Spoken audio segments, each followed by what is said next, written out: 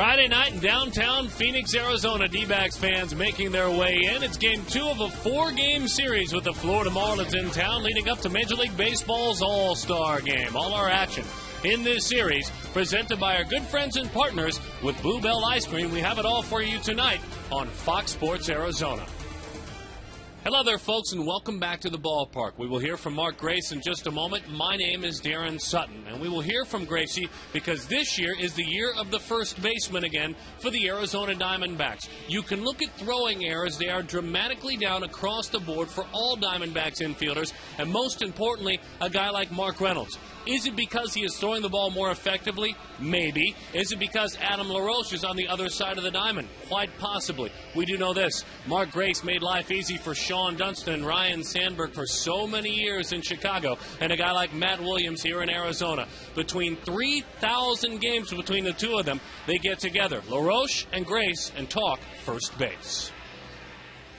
Now let's get down to a little meat and potatoes over here. You're one of the best first basemen defensively in the game right now. And I was always taught to always anticipate a bad throw from your infielders. What are some of the things that you've been taught to, because you're so flexible, you're so easy, your hands are so soft, and you never seem out of position? Is that something that you maybe do? I wouldn't say I'm never out of. I think you hit it on the nose with expect a bad throw, and I think a lot of times, you know, I've got Stephen Drew over here, who's one of the more accurate shortstops I've ever played with. It's hard to convince yourself that he could possibly throw the ball over your head or in the dirt. So I think you have to kind of psych yourself into believing something could happen here, and he may bury one in the dirt or throw it high. And these guys make me look good. You know, it's probably the most rewarding thing of first base, and you remember this, is bailing guys out and saving errors. But these guys can make a first baseman's job a lot easier. Well, Sean Dunston told me a long time ago that once he trusted me that I could pick some balls out of the dirt, then all of a sudden that made him more confident, and all of a sudden his throws became much better and better. Do you see that maybe with Mark Reynolds this year? Absolutely. Yeah. Absolutely. And nothing to do with me being a good first baseman at all. I think it has everything to do with it. Well, I think it's his confidence over there. I think he's thrown a few, early on, threw a few away. Took care of him. And kind of picked him up a little bit, and then it gives them the confidence to relax and let it go. Next thing you know, they're hitting him in the chest. And that's a perfect example, because his throws, even on some of his diving plays down the line, his throws have been money so far. Last question. When you're holding someone on, who is the left-handed hitter you hate to see come up to the plate because you know he might kill you? My guy was Cliff Floyd. He was one of mine. He was one of mine as well. He would hit balls that were in four-wheel drive coming down to first. And I used to tell the guys hitting, stay here, or the guys on first, the runners, steal. Stay here and let me get behind you, or steal real quick so I can back up on the grass. Mine was Darryl Strawberry and Cliff Floyd. Thanks so much, man. Enjoy Appreciate it. You so bet, much. buddy. Adam LaRoche. More from those two this out this evening, and of course his infielders, we will hear from them as well. They work behind Dan Herron. It's infielder talk, first baseman talk tonight. Danny Herron going head-to-head with the Marlins. Mark McClune with the matchup.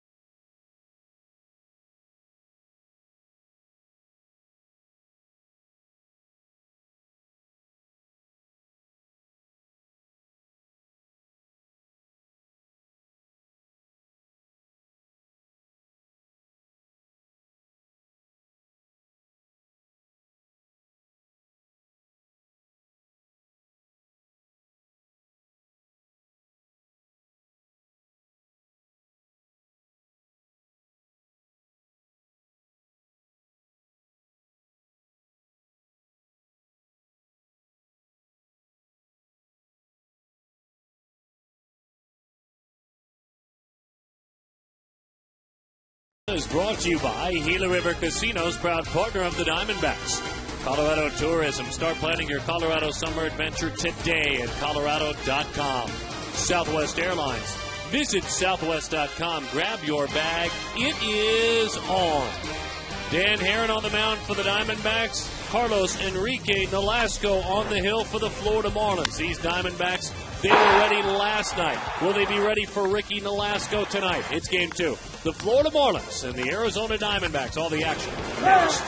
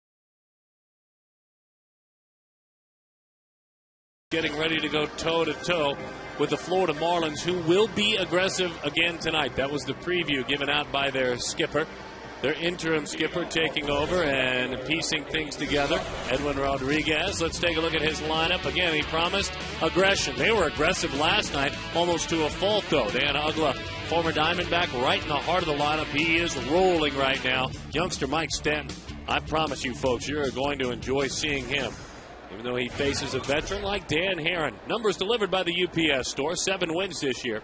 An ERA of 4.38. Last time, outstanding against the Dodgers. As we are underway, strike one to Chris Coghlan. He was outstanding. It was a no decision. It was an eventual loss, but Danny went 7 and gave up just 1 run. Inside, 1 ball and 1 strike the count. 275 home runs, 28 RBIs for the reigning Rookie of the Year.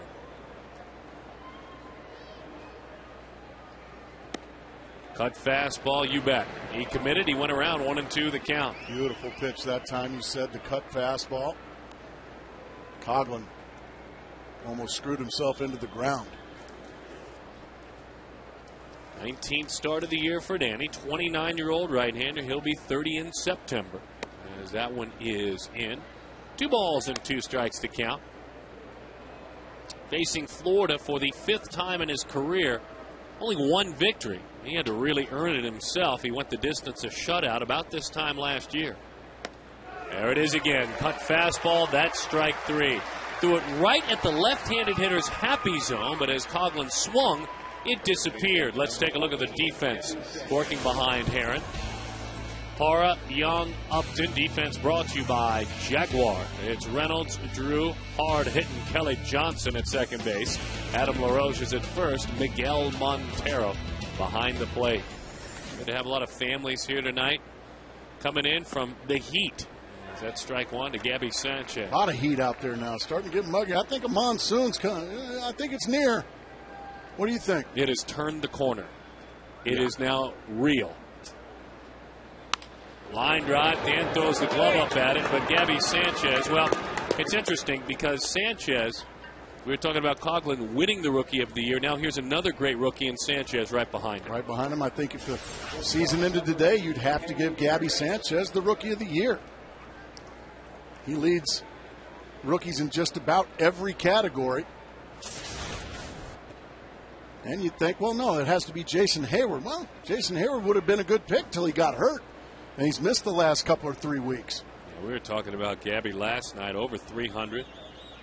Slugging percentage higher than Hayward's. On-base percentage higher than Hayward's. Doing very good work. Hanley Ramirez, 292, 13 home runs, 53 batted in. There's a strike. 0-1 the count to Hanley. Edwin Rodriguez, his interim manager who took over for Freddie Gonzalez, saying last night after the ball game, I need a little bit more from him. I need a little bit more production.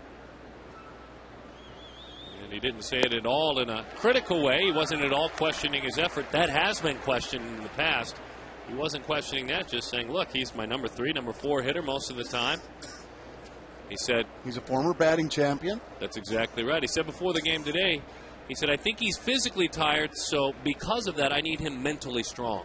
That was well said. Fastball, line drive, off the glove of Drew.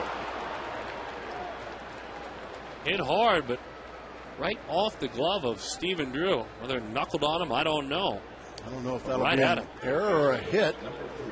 Well, they give the hit, but that's a play that Stephen Drew is going to, I mean, you can see Hanley Ramirez thinks for sure it's going to be caught. I mean, it's right there. He just flat out missed it. So big break there for the Florida Marlins. In front of Jorge Cantu, who can do very little so far in the month of July, though he's always enjoyed the Diamondbacks. He heads to the break needing a rest. 10 home runs, 50 batted in. That's right down the middle, cut fastball. But in July, just 3 hits, hitting 130 this month. See, that's just a cut fastball. It stays right in the middle of the plate for strike 1. Double play depth, middle of the infield, paints the inside corner. Nothing about the middle of the plate there. Beautiful pitch, 0-2.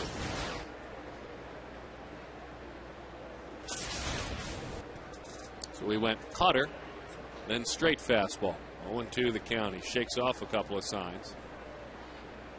Lock it up, Miggy. That one is outside. Cut fastball, correct? That was a cutter. Hard, 89 miles an hour.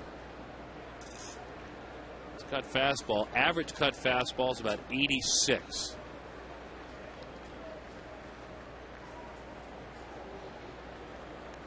Open stance. The 1-2. Split fingered fastball. Wow, what a pitch. 2 strikeouts in the inning. Now that's a veteran hitter right there that just got taken to school by Dan Herron. Speed him up with all the fastballs and then just absolutely make him come unglued after a split finger. So with his eyes, let's put us inside of his spikes for just a moment. He saw something really hittable as it came to the plate. Well, anytime, at least back in my day, you didn't see change-ups or splits inside very often. Anything that was inside was a fastball. And once you recognize, oh, that's inside, all of a sudden your mind tells you, I got to speed up because it's a fastball. Next thing you know, it's a split finger. You're right over the top of it. That's just a gutsy pitch there by Herron.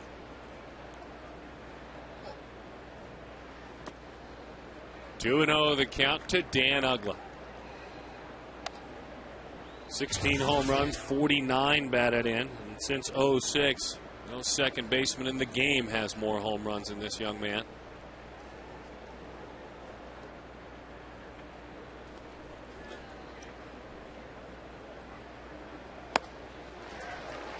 Cut fastball. Right past Uggla.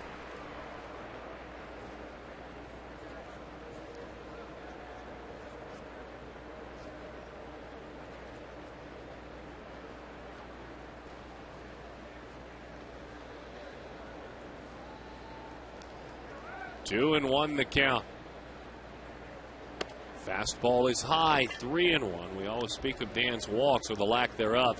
123 in the third innings coming in, just 24 walks. And he is 5-1 strikeout to walk this year. The 3-1. But he walked him. Rarely does he get to a 3-ball count, let alone walk someone. And interestingly enough, Ugla came in 0 for 6 with 5 strikeouts against him. And had almost embarrassed him, really, if you look at the numbers. Here's Cody Ross. Cody Ross, a very good fastball hitter. Haven't seen the breaking ball yet from Dan Herron. He's throwing the split finger, the cutter, the straight fastball. Let's see if he comes out with that first pitch breaking ball against a good fastball hitter. He sure as the world does. Strike one. You were right inside of his head.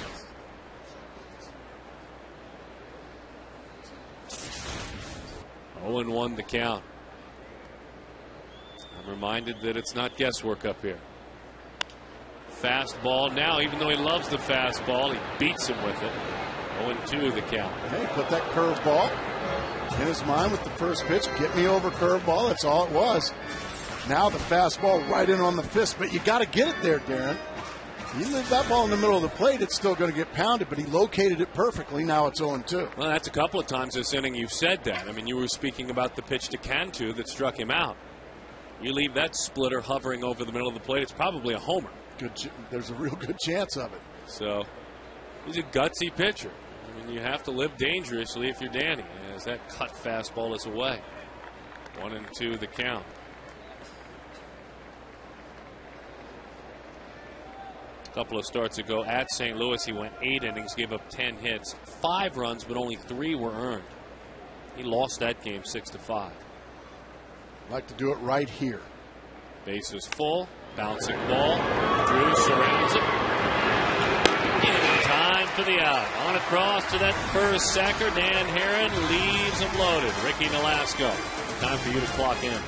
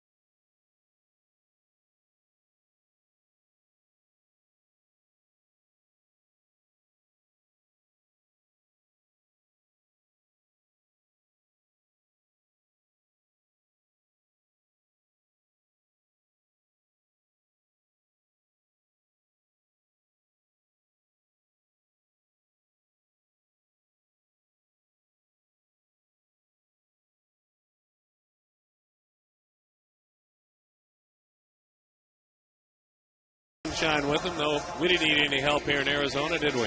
No. Peeking in the window, skipper Kurt Gibson saying after the victory last night, proud of the guys, but right away he noticed some things that he wasn't happy with. So we take a look at his lineup. Love the honesty.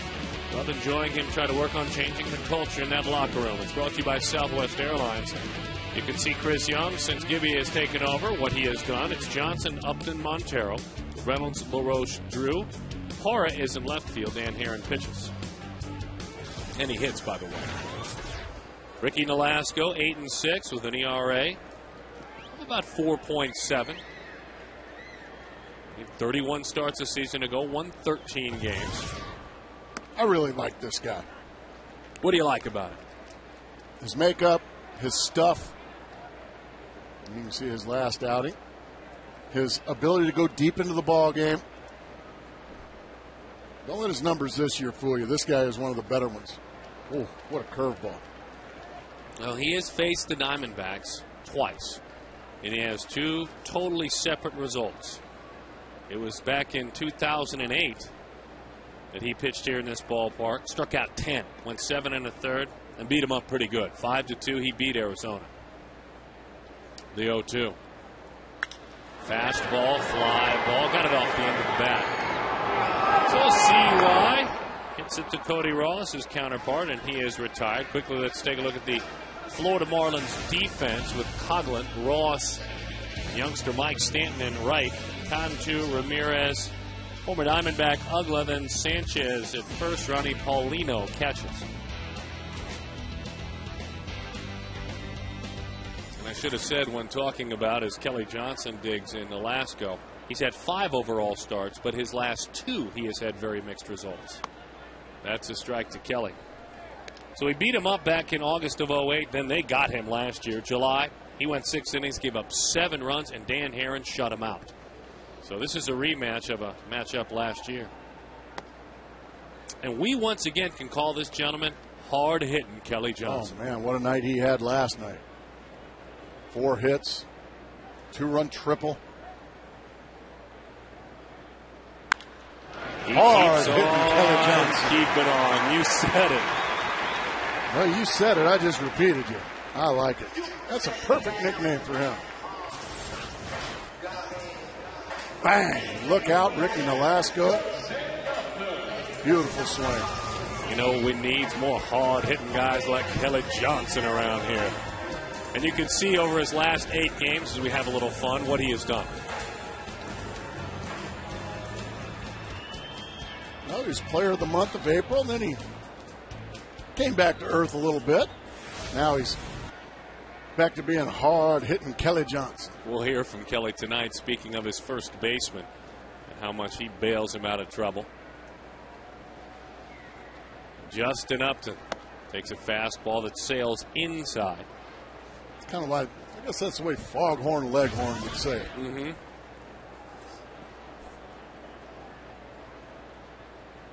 Johnson had that 4-hit night last night. And a couple of Diamondbacks with 4-hit nights last night.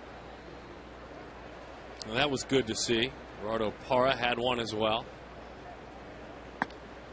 That one sails in, 2-0 the count.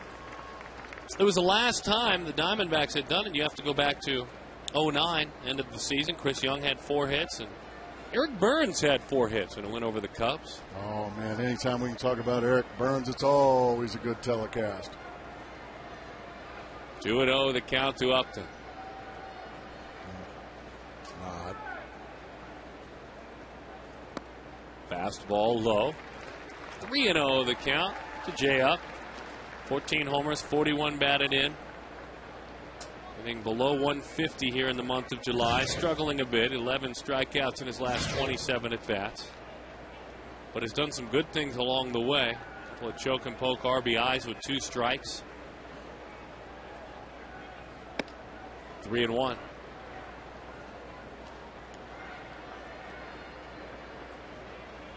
Lasco, Rialto High School in Southern California. Corona, California, inland a bit from Orange County.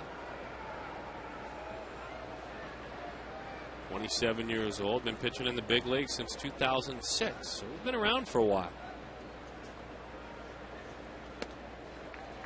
He continues to miss low, barking at himself right now. A walk to Upton, that's a good thing. He walks for the 41st time this year.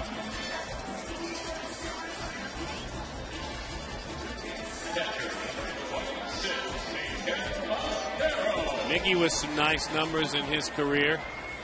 Got to sing happy birthday to Miguel Montero last night. I was on the post-game show, but we got it there. We got it in there. That was last year. Fastball belt high away.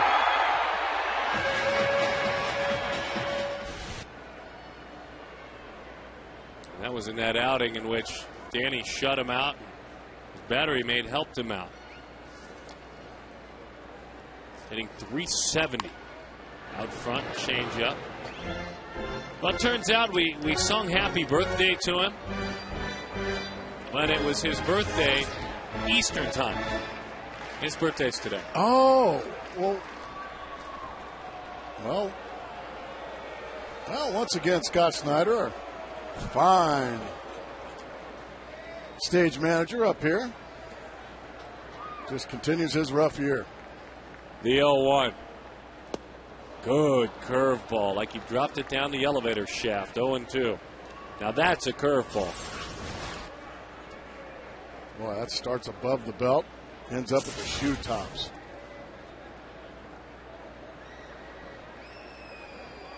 This might be a good time to steal the base because I have a feeling he's going to throw that pitch again. Try to bounce it.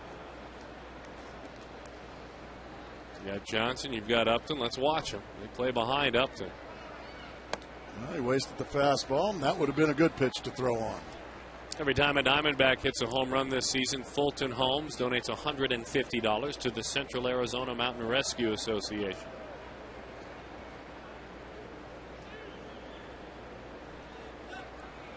That's a four-seam fastball grip. That's the pitch he just threw a moment ago. Straight fastball.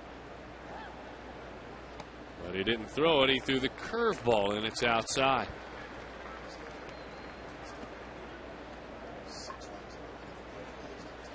Boy, with health has come hitting, and a lot of it. Minor knee surgery earlier this year. He's got 19 hits in 13 games at home. That's a .452 clip. The 2-2. High fly, center field, picked on a changeup and bouncing. One down out there, though, by Cody Ross. Everybody has to get back. Boy, a really nice play by Cody Ross. He just turned tail. I mean, put his head down and just sprinted to the spot, looked up, there's the ball. That is a terrific play.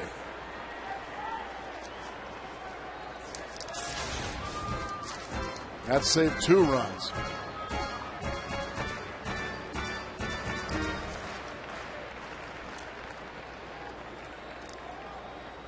So now Mark Reynolds.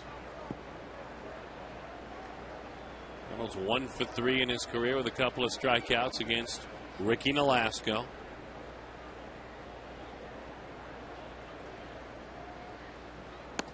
And since 2007, we've been trying to figure out exactly who he is. Again, he leaves us perplexed this year.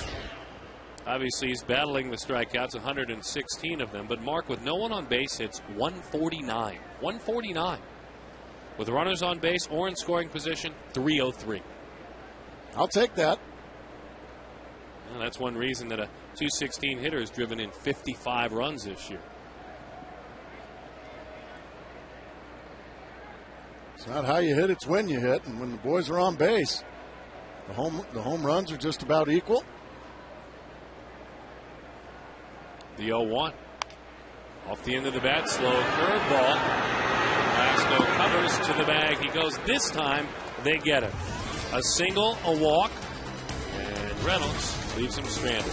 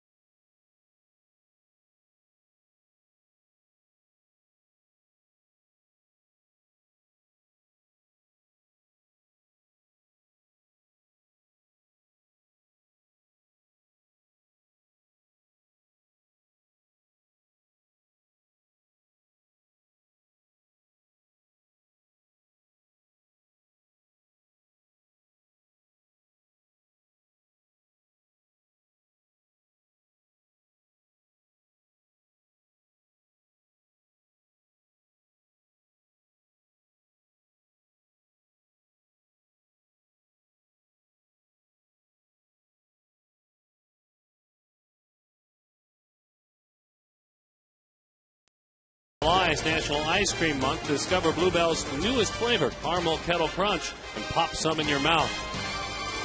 Kirk Gibson never stops, and we take a look at that. A little bit of time-lapse photography. Spending time communicating with his players. And then taking time for the outfielders, the pitchers, you name it. I love it. Players love that. When a manager shows genuine interest in you. Not only at the ballpark, but, yeah. Man, I'm here for you. If there's a problem at home, let me know. He certainly does. He doesn't want all the details. Just let me know if things are all right. Yeah. Baseball players are human beings, too. You know, they go through things that everyday people go through. Mike Stanton 1-2 the count for the young man, the talented young prospect. And no choice but to get him up here. We've been hearing about him a lot leading up to his promotion. One of the reasons why is that lightning bat that he has. Line drive off the wall. You said it. He's in standing up. He can run. The man can throw. Parra mad with himself. Thought he should have thrown it on top of the bag. My gosh, was that ball? This is 2 days in a row, Gracie. Oh, my gosh. I think that was a cutter, I guess, that was just on a line. And Parra threw it up the line. There was plenty of time. That ball was hit so hard. And Stanton runs very well. Golly. He hit a base hit between the shortstop and third baseman last night. Maybe a one-hopper that Gerardo Parra had to dive for. He wasn't in the corner at all. Edwin Rodriguez, his skipper, was being asked about it today. Over the inside corner, 0-1 the count to Ronnie Paulino. Young man out of Southern California, Notre Dame prep in the Valley. As that one is low and in, 1-1 the count. He was the MVP of the basketball team. He was headed to wherever he wanted to go play football. And oh, by the way, he played baseball as well. Wasn't one of those young baseball players, as that one is blocked up by Montero. Nice play there by Montero, saving 90 feet.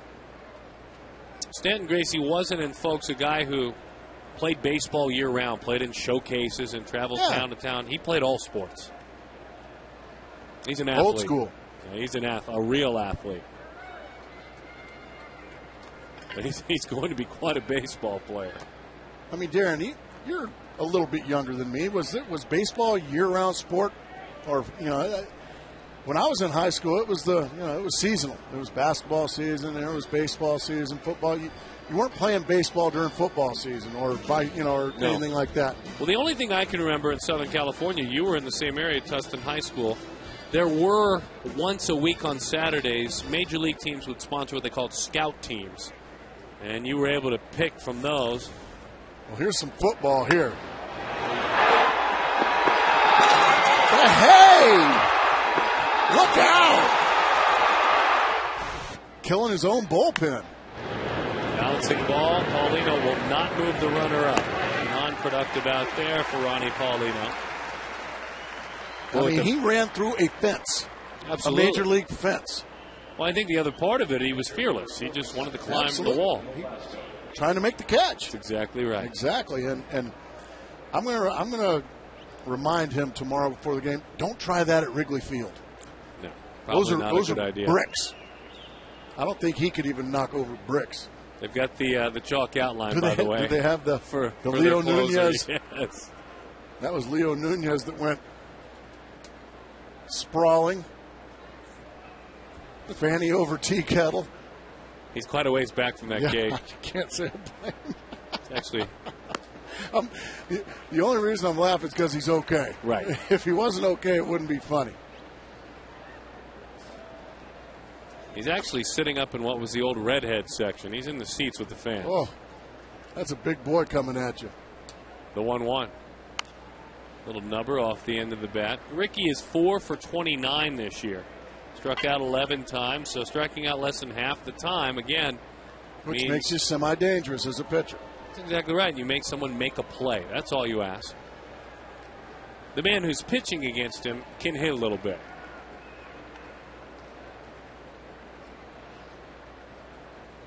The 1-2.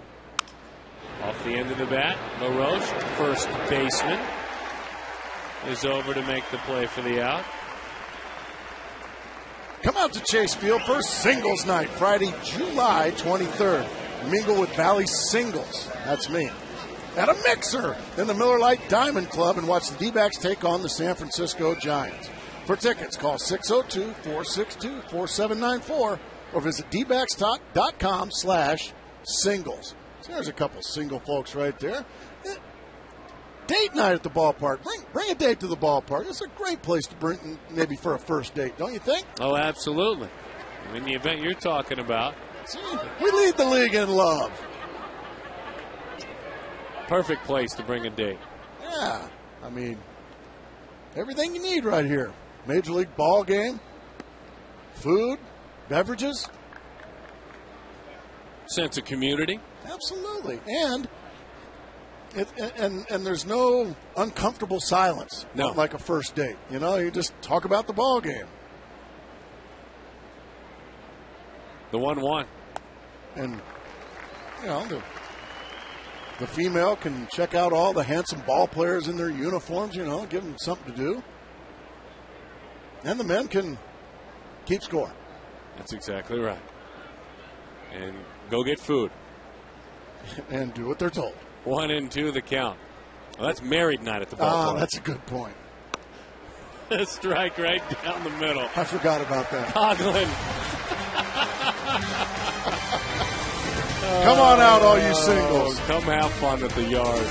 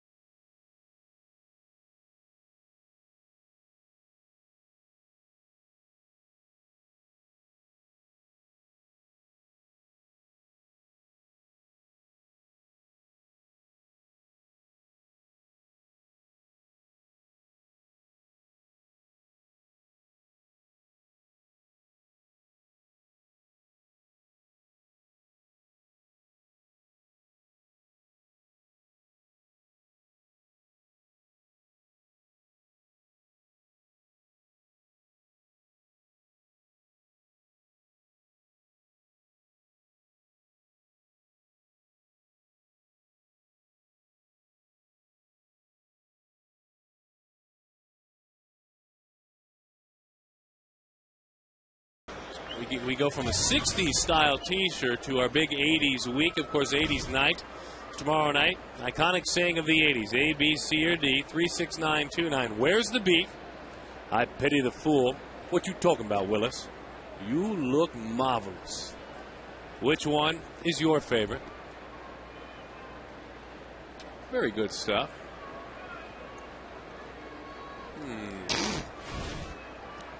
Here's Adam LaRoche. LaRoche, ground ball. In time for the out. How'd you enjoy your time around first base with the first baseman? I did enjoy my time. This guy is a very good defensive first baseman. I've always appreciated those guys that, you know, even if you're not hitting, boy, you can save runs at first base by helping out your infielders and diving down the line, maybe saving a couple of runs. There's always ways to help out your ball club as a first baseman. I like the fact that Adam takes his defense very seriously.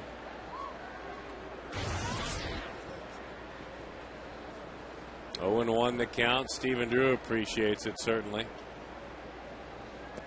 Mark Reynolds is a much, much better third baseman. I thought you said it perfectly when we came on the air.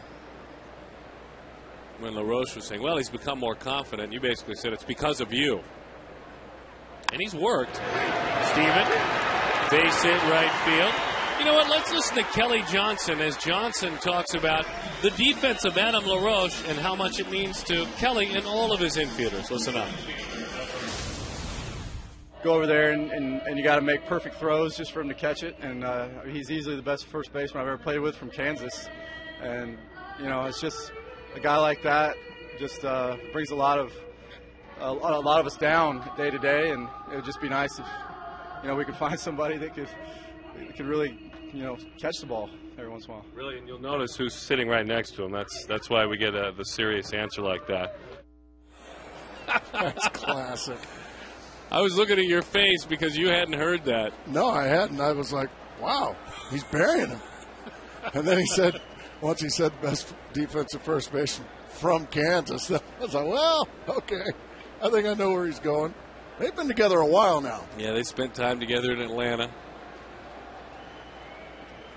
As Adam left and played elsewhere and then came back and they played together again. Is that, oh my goodness. We'll talk about hitting me? Tough luck. Wow. I think that one hurt him. Bang. Just a routine ground ball double play.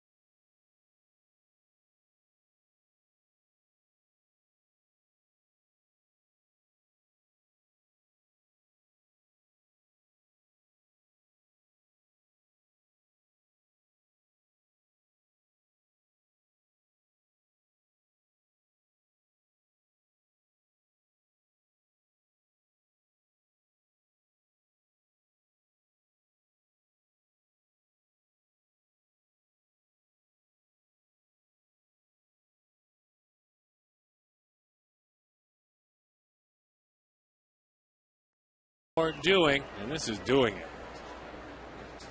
See how he charged that ball? Well, he had to hurry and get the double play. Well, he was fortunate that his follow-through took him in that direction. Goodness. And if you're Gerardo Parr, you're just like, man, that stinks. Instead of a base hit, first and second, maybe first and third, one out, into the inning, grab your glove. Well, that's some tough luck there, Gracie. They have a stat for that, I heard. Sure they do. Batting average for balls in play. League average is about 300. As that one is low, 1-1 the count. And that has luck? Well, absolutely. You know, if your batting average for balls in play is 395, you got a few extra dropping in. That one is just fouled off at the plate. 1-2. Yeah, you're getting a few softer hits. You're sure doing the old cliche, hitting them where they ain't. That's what you're supposed to do. Exactly. Still a very valid stat, though. 1-2 the count. It's really one of the dumbest stats I've ever heard of. Luck? Yeah. Who decides whether it's luck or not? Who decides? The numbers do. Okay, who makes the numbers? Well, the mathletes. 1-2 the count. Gabby Sanchez singled in the first. And he'll be a strikeout victim here. What did he get him there with? He got him with a very mathletic split finger. Well said by you. Here it is again. That was an athletic pitch right there from Dan Herron. No luck involved there. That was just a heck of a pitch. No luck at all. Sanchez goes down on strike. Sanchez singled back in the first inning. I think I might have to go talk to one of our counterparts over there on the Marlins side, Tommy Hutton, a fine color analyst for the Florida Marlins. He's kind of an old school left-handed, and I'm going to ask him if he keeps that luck stat. Batting average for balls in play? BABIP, those in the know like to say. That's Tommy right there. Played with my father, did Tommy Hutton, a long time ago. He can hit. Oh, he's a good analyst as well. It's fun talking baseball with him. 1-1 the count. You know about his struggles with men in scoring positions.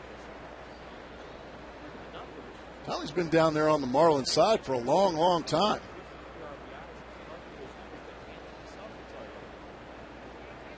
Over there talking numbers. The 1-1. That's tough to talk with your mouth full. 2-1 the count to Hanley Ramirez. The one thing I think they're mentioning is Ramirez. You can see what he's done against Herron. Hits about 300 with no one on. And a tick over 240 with runners in scoring position. Oh, baby, there's a beautiful. Was that a split or was that the cut fastball? Looked like a split-fingered fastball. Let's watch. 86 mile an hour. That's a hard split finger. Yeah, I think you're right, Darren. Boy, look at that. All those pitches in the similar spot. Tough to do much damage below the kneecaps. Inside. Hey, don't forget, if you or someone you know between ages of 10 and 14 would like to be in the booth and broadcast, coming out tomorrow, shoot your video audition for the Fox Sports Arizona Sanderson Ford Lincoln Mercury Kidcaster in the plaza here at Chase between 3 and 5. Outside, ball 4, 2 walks, so that'll do it. I mean, when you talk about the average Dan Herron start, 2 walks is the max, because that's what he averages per 9 innings of work in his career. You can see the disgust on his face. Man, I had him at 2-2. I just couldn't put him away.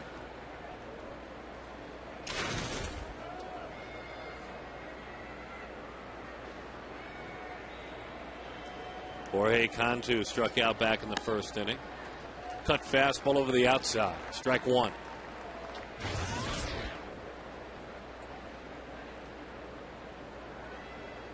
Johnson pinches towards second base a little bit, maybe playing him to pull. Otherwise, everyone's straight up.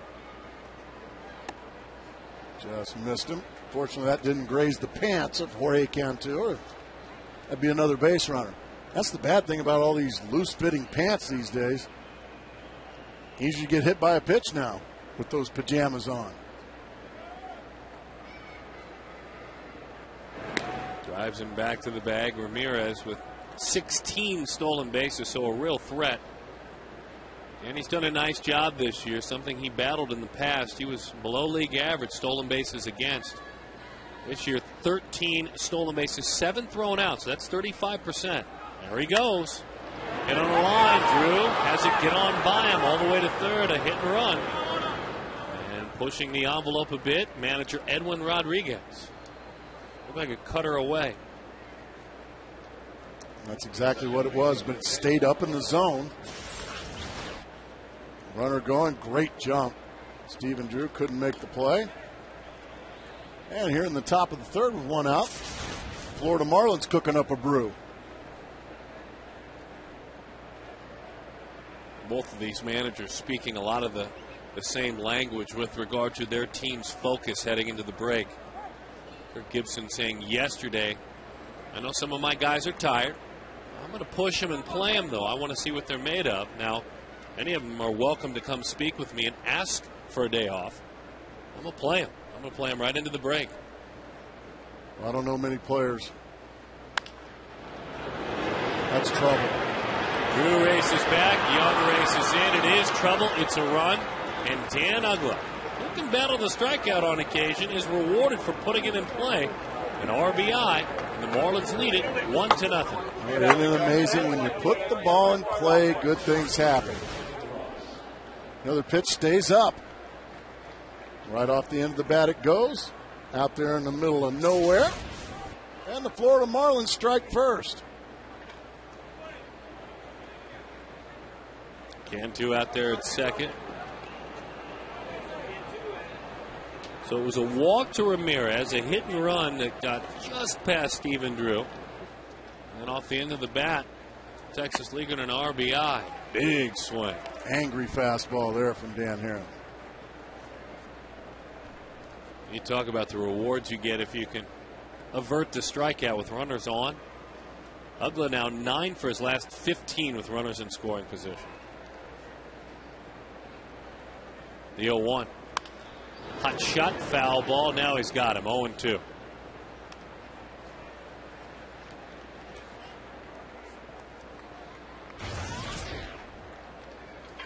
don't like having an 0-2 count against any pitcher, especially this man.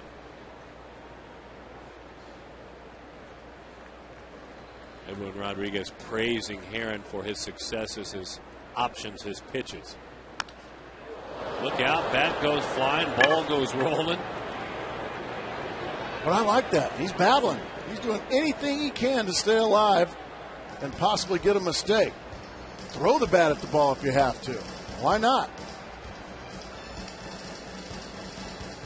That's just surviving. A great pitch, a split finger, just throw it at it. And look what happens. He fouls it off. He gets another opportunity.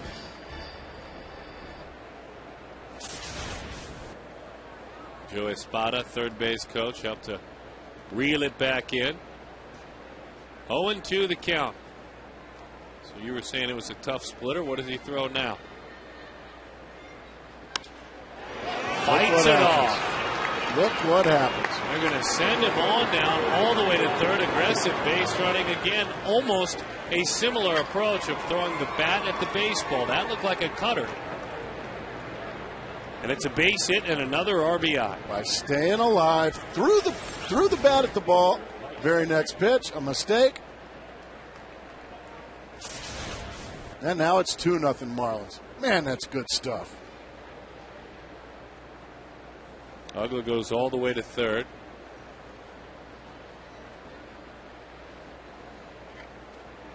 A lot of chatting going on there at first base. That's usually the case. Especially when you have a great at-bat like Ross did. He wants to tell Adam all about it.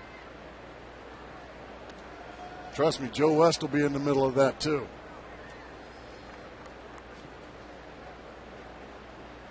What a great position you played. Never alone. Never. You always had an umpire, a first base coach. That's what I figured when you asked Adam, I'd like to take you out to first base and talk. You guys are both pretty good at that. Well, I was kind of chatty. 1-0 the count. You ever have a guy you probably didn't say anything to? You don't have to name him by name, but were there a couple of guys you weren't so fond of, you didn't say much to? Not that I wasn't fond of them. There was.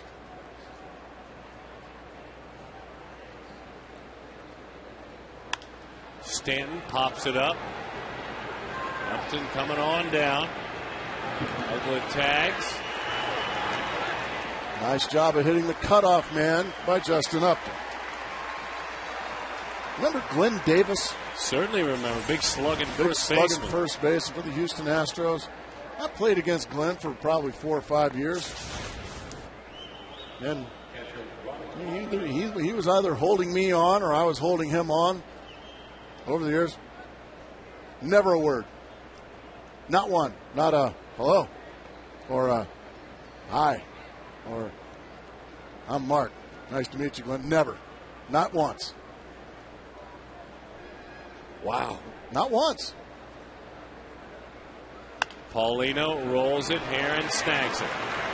Underhanded flip. I just wanted somebody to talk to. We'll find out from you who might have been the chattiest. Glenn? When we come back. Hello, Glenn?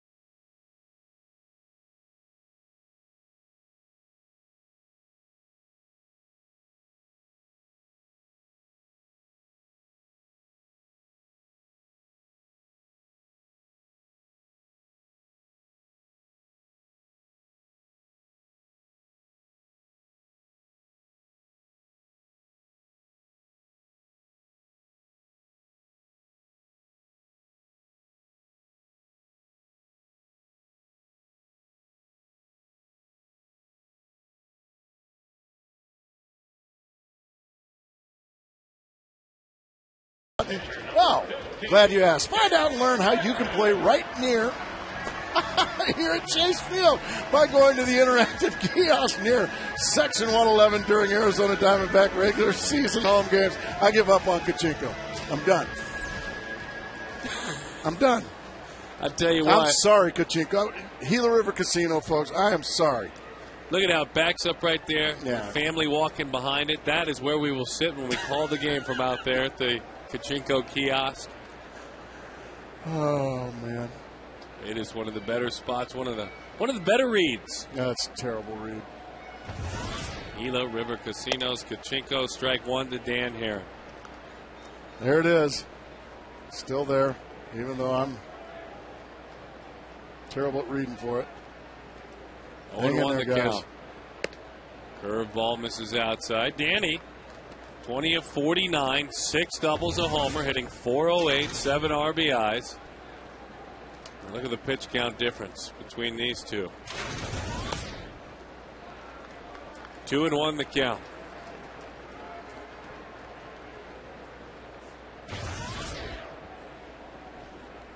You know what they say for Danny, for ball players, for you. Practice makes perfect.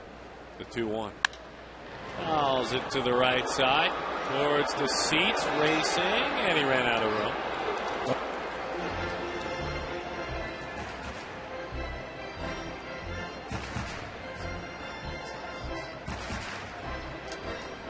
Two and two the count.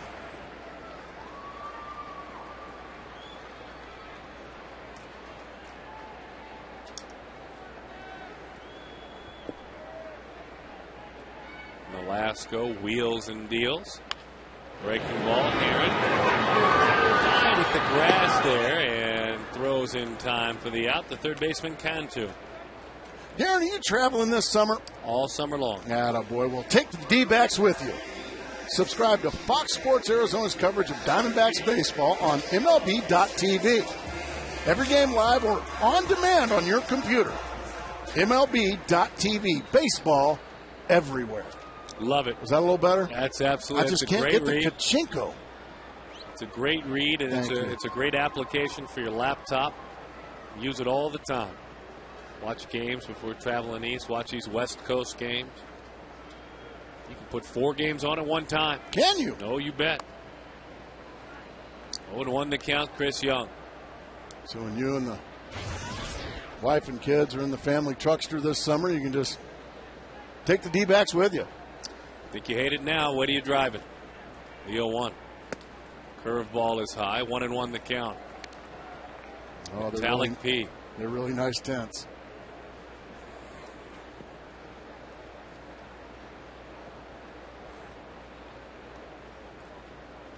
Velasco winds in the 1-1. 1-2 the count to CY. He fly to center field back in the first inning. Since June 1st, I love getting him on because he's got 12 stolen bases since June 1st. Amongst the best in the game in that category. Did that get him? Nope, they missed it. Almost got him on right there. Nothing wrong with that pitch. 2 strikes. 15 home runs, 59 RBIs. A couple of more days, and he is headed off to Orange County as an all-star. That was close. He's got that bloused out jersey. Yeah, these loose-fitting jerseys these days. Curveball had him out front, and he pops to shallow left. Left to Shella as Coughlin is there to make the play for the out. 2 away for Kelly Johnson.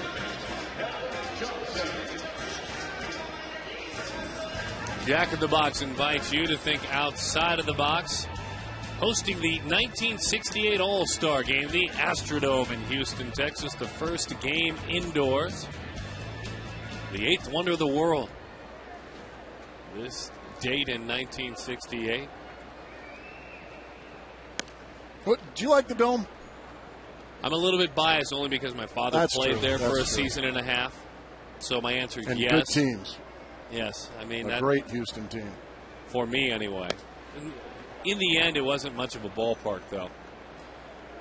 Beautiful, complex, tough place to play. Very tough place to play. Boy, it is a pitcher's park. Yeah. Oh. Well, especially when you're facing Nolan Ryan, Mike Scott. And you had to hit it. I remember watching games there as a ball player's kid as the 1-2. Chase is in. You didn't have to throw it there in the Astrodome. You could throw it chest high. They could crush it. It still wouldn't get out. Kelly Johnson, 1 for 2. Had a lot of rats there, too. Yes, they did.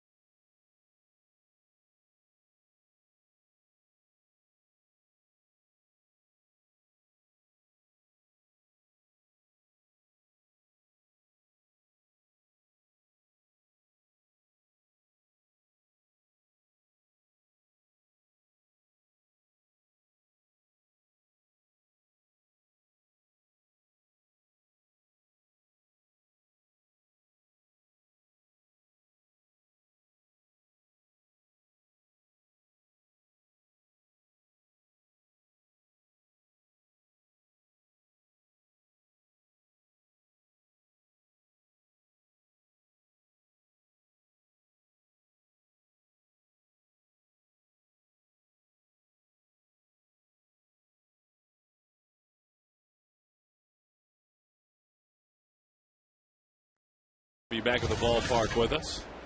Our AT&T Rethink the Possible trivia question. Name the 5 pitchers with the most wins in the 1980s. The 5 pitchers with the most wins in the 1980s. Oh, this ought to be good. Well, this ought to be really good.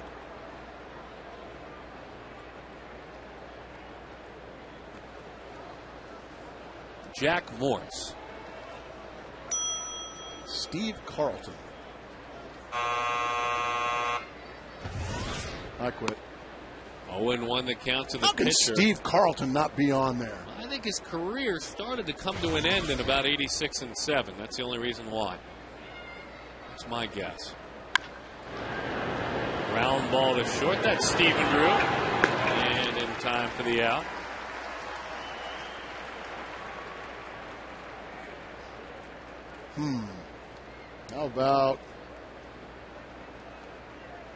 How about Fernando Valenzuela?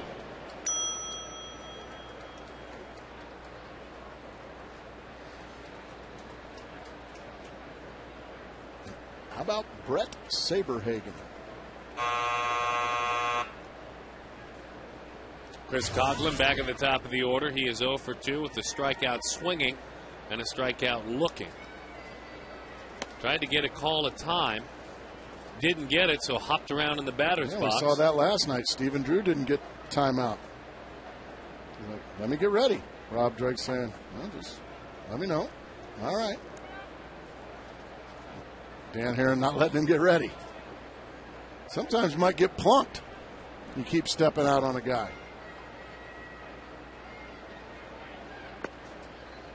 One and one the count. Curveball.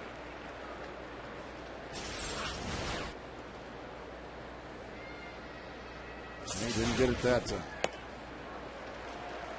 1-2 the he count. is just bullying Coughlin with those cutters inside, and Coughlin just can't lay off of them.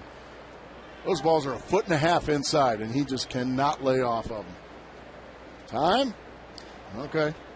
Well, if you're Danny, you're in his head. I mean, you are clearly, and Dan doesn't like all the calls of time. He's frustrated. But the overemphasis of the call of time for Coughlin. Time for Donnybrook. You love it if you're a pitcher. But he is that focused on getting time. That's a foul ball. Well, I've been calling for one of those for a couple of weeks. All these pitches way inside. Gets in again and makes sure he calls time. The 1-2.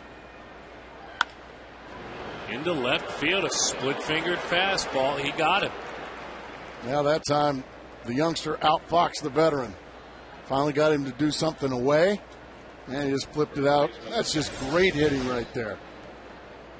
Not a bad pitch, but something finally that Coughlin wanted. And that's frustrating. Hitter frustrated, just stepping out a couple or three times, and then he gets you.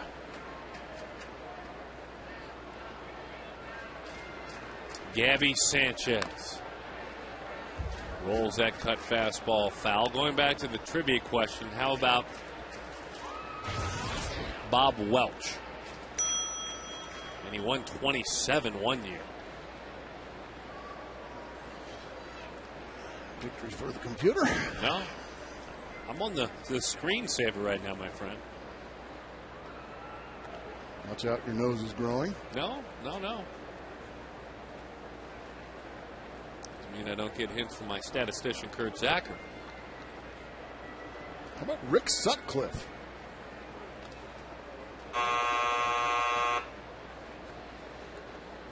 Oh, 1 the count to Gabby Sanchez.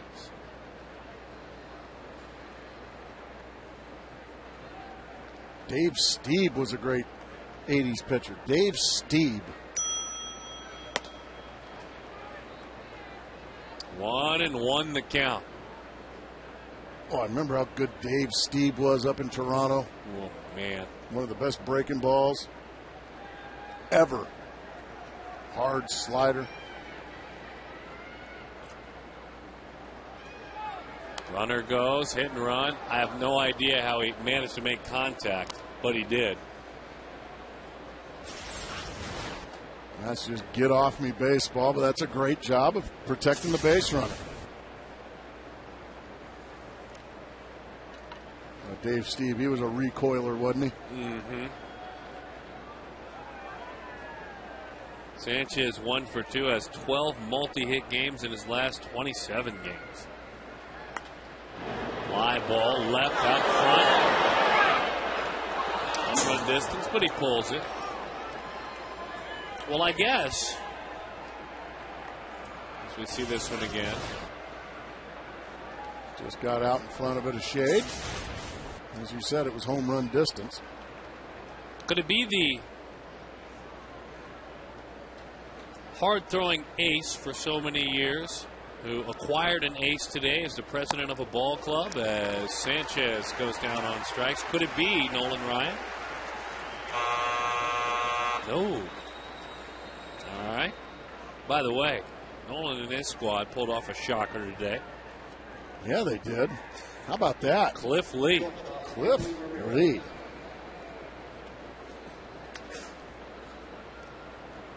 You make a trade like that as you see the Amica Insurance hit zone. Pitches seen, a lot of pitches down and away to Hanley Ramirez.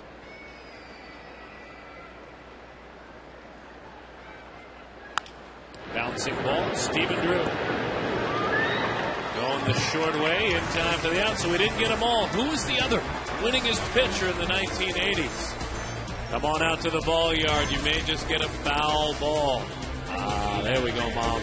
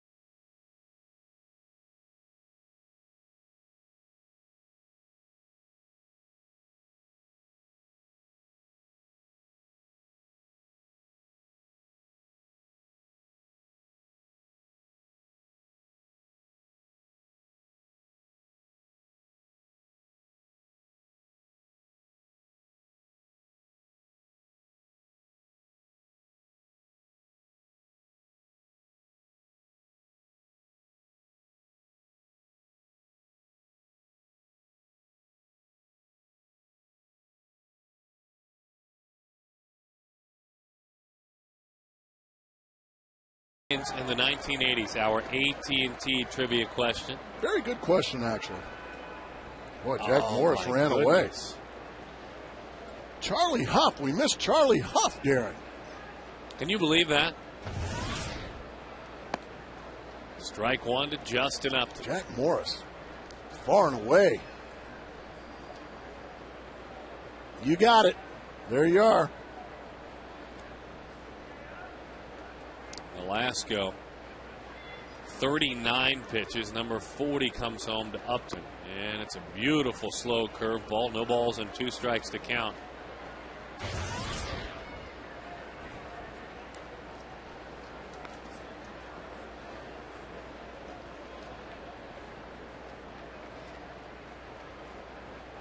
The 0-2. Couple of breaking balls and then a fastball. That's a good 0-2 pitch up and out of the zone, and Upton goes down on strikes. He has walked and struck out. Miguel Montero. By the way, Jack Morris and Charlie Huff, as we see this one more time, both on the list of most losses in the 80s as well, in the top 5. Means they just pitched deep in the games. They pitched a lot. And they pitched a lot. Jim Clancy the most, Frank Tanana number 2, Morris, Bob Nepper, and Charlie Huff. Miguel to left. 0-1 the count.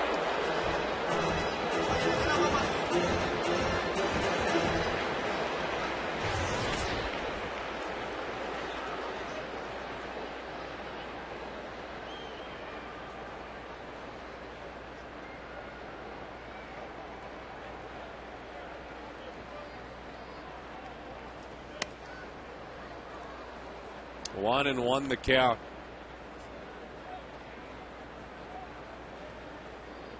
Fastball backs him out of there. Nolasco, 27 years old. 6 innings pitched per start this year. And that's about what he averages in his career. Strikeouts are down from last year, but then again, so are his walks. As Miggy lifts that one into shallow left field. It's a base hit. So Miguel, who flied to center field back in the first inning, he was 1 for 4 last night. Muscles one out there in front of Chris Coughlin. Don't forget, Fox Sports Arizona, proud to support Operation Homefront of Arizona, an organization that provides emergency assistance to families of military service members. During the month of July, be a part of Back to School Brigade. Donate backpacks and school supplies for the children of military families. Go to foxsportsarizona.com for all Phoenix and Tucson drop-off locations.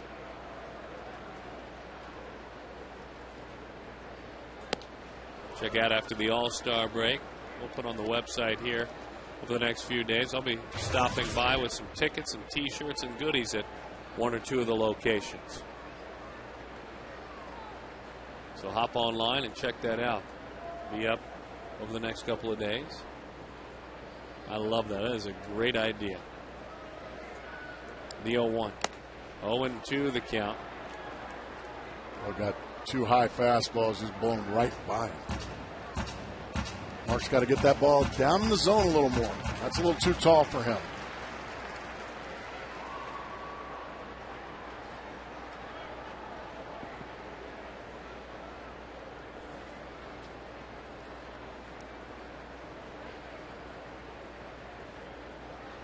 The 0-2. Breaking ball bounces in there.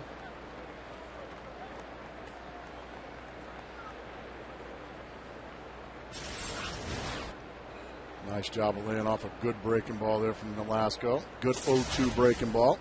Unhittable.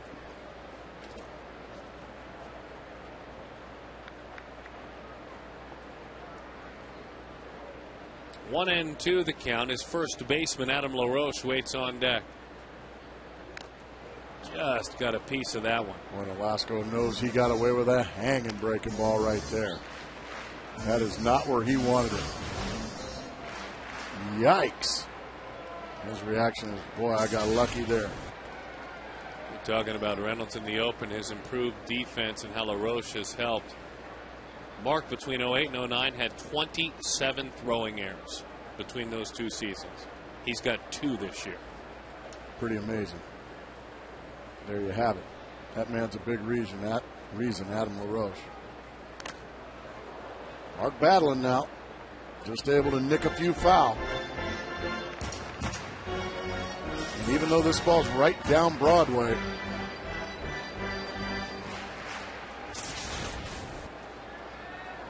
he's still hanging in there. He might get a mistake, and if he gets a mistake, it'll be a tie ball game.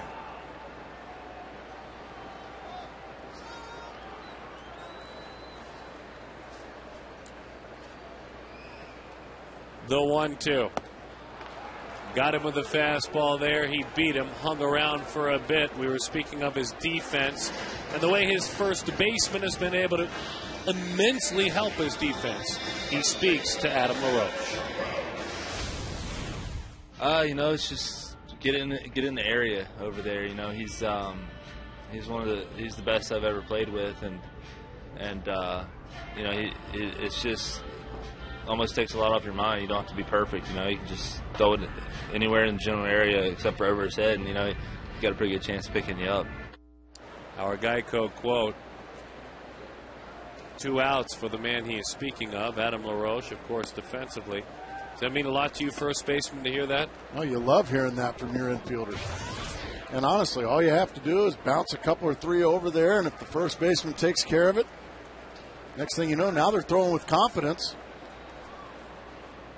Seems like every throw since then has been perfect. Golly, look at that improvement as that one is high.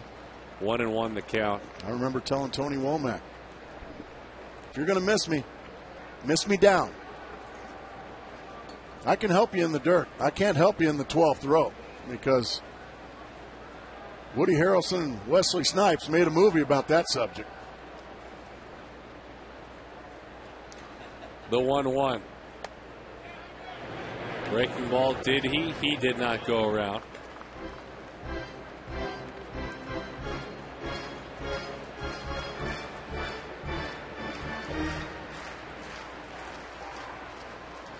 I didn't know Wesley Snipes was in Cheers. No, a movie. Oh.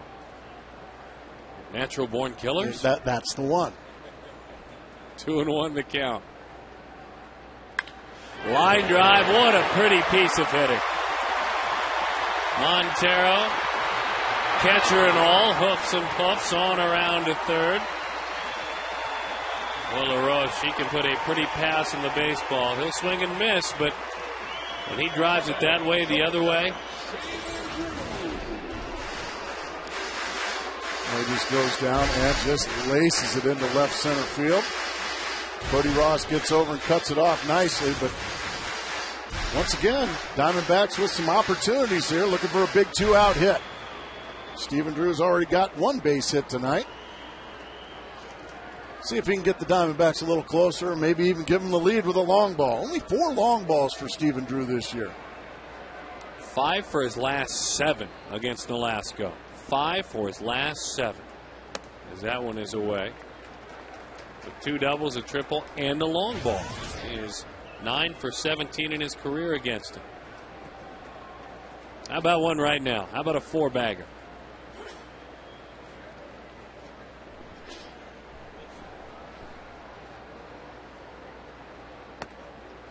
Pitching him careful. A changeup is high. 2-0 the count. Mark McLuhan, Mark Grace. My name is Darren Sutton. Glad to have you with us tonight. Beautiful indoors on a hot Arizona day outside and warm evening. Yeah, pitching very carefully to Stephen Drew. May prefer to take his chances with Gerardo Parra, but that's no day at the beach also with the bases loaded, Darren. And he nearly knocked you literally out of the game in his last at bat. Took the line drive right back at his midsection. And Nolasco was able to spin out of the way.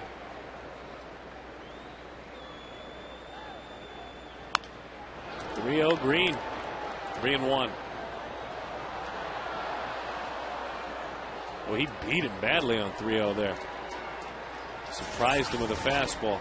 Which is, I would imagine Stephen really doesn't want that pitch, 3-0, just below the kneecaps. He wants something a little more thigh high, something he could drive in the seats.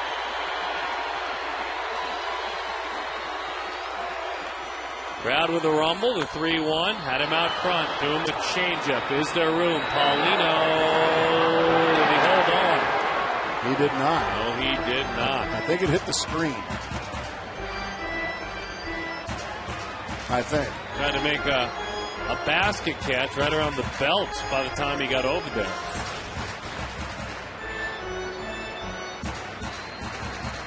I don't know if it hit the screen or not. I think he just might have alligator armed it. Adam LaRoche will be off on the pitch.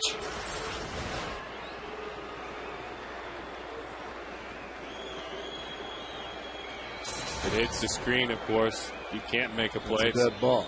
Dead right away. Runner off from first to 3-2. He walked him. All right. Gerardo Parra, remember, hit an absolute screamer right back through the box. Turned into a double play. Last night had a 4-hit night. He is really seeing the baseball.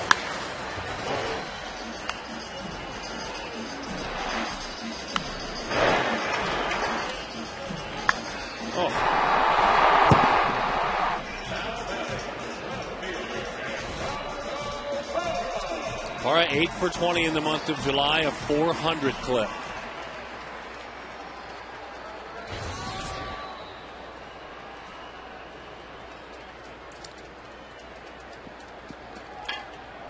Bases full of Diamondbacks. 3 hits in their last 3 at-bats with the bases loaded. On the tail end of an 0 for 13 in that situation.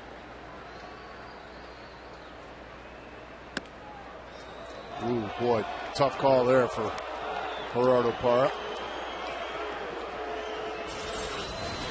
Rob Drake, good friend of the show, thought it was good enough. Awfully close. That opens up the whole arsenal now for Nolasco, including that big, devastating breaking ball. Big slow bender that he throws. The 0-1 fastball right into his knuckles. He bobbles it. Backhand flip. Everybody's safe. 2-1.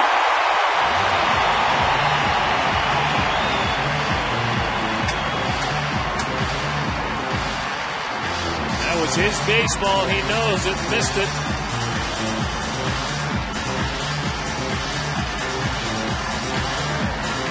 Just a jam shot.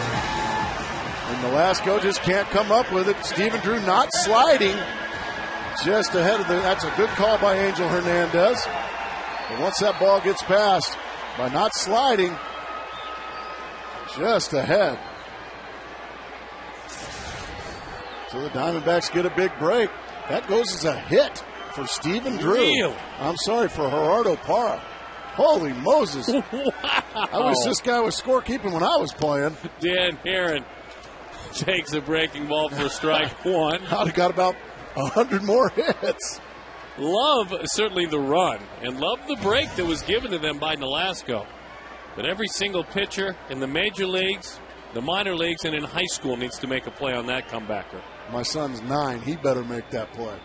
Very generous scoring. The 0-1. Dan Herron drives it. Deep right field. Going back instead to the wall. He leaps. And he got it. He holds on to the baseball. Nearly 4 RBIs if it got over the yellow line. What a great catch by the youngster. Right at the base of the wall. Wow, what a catch.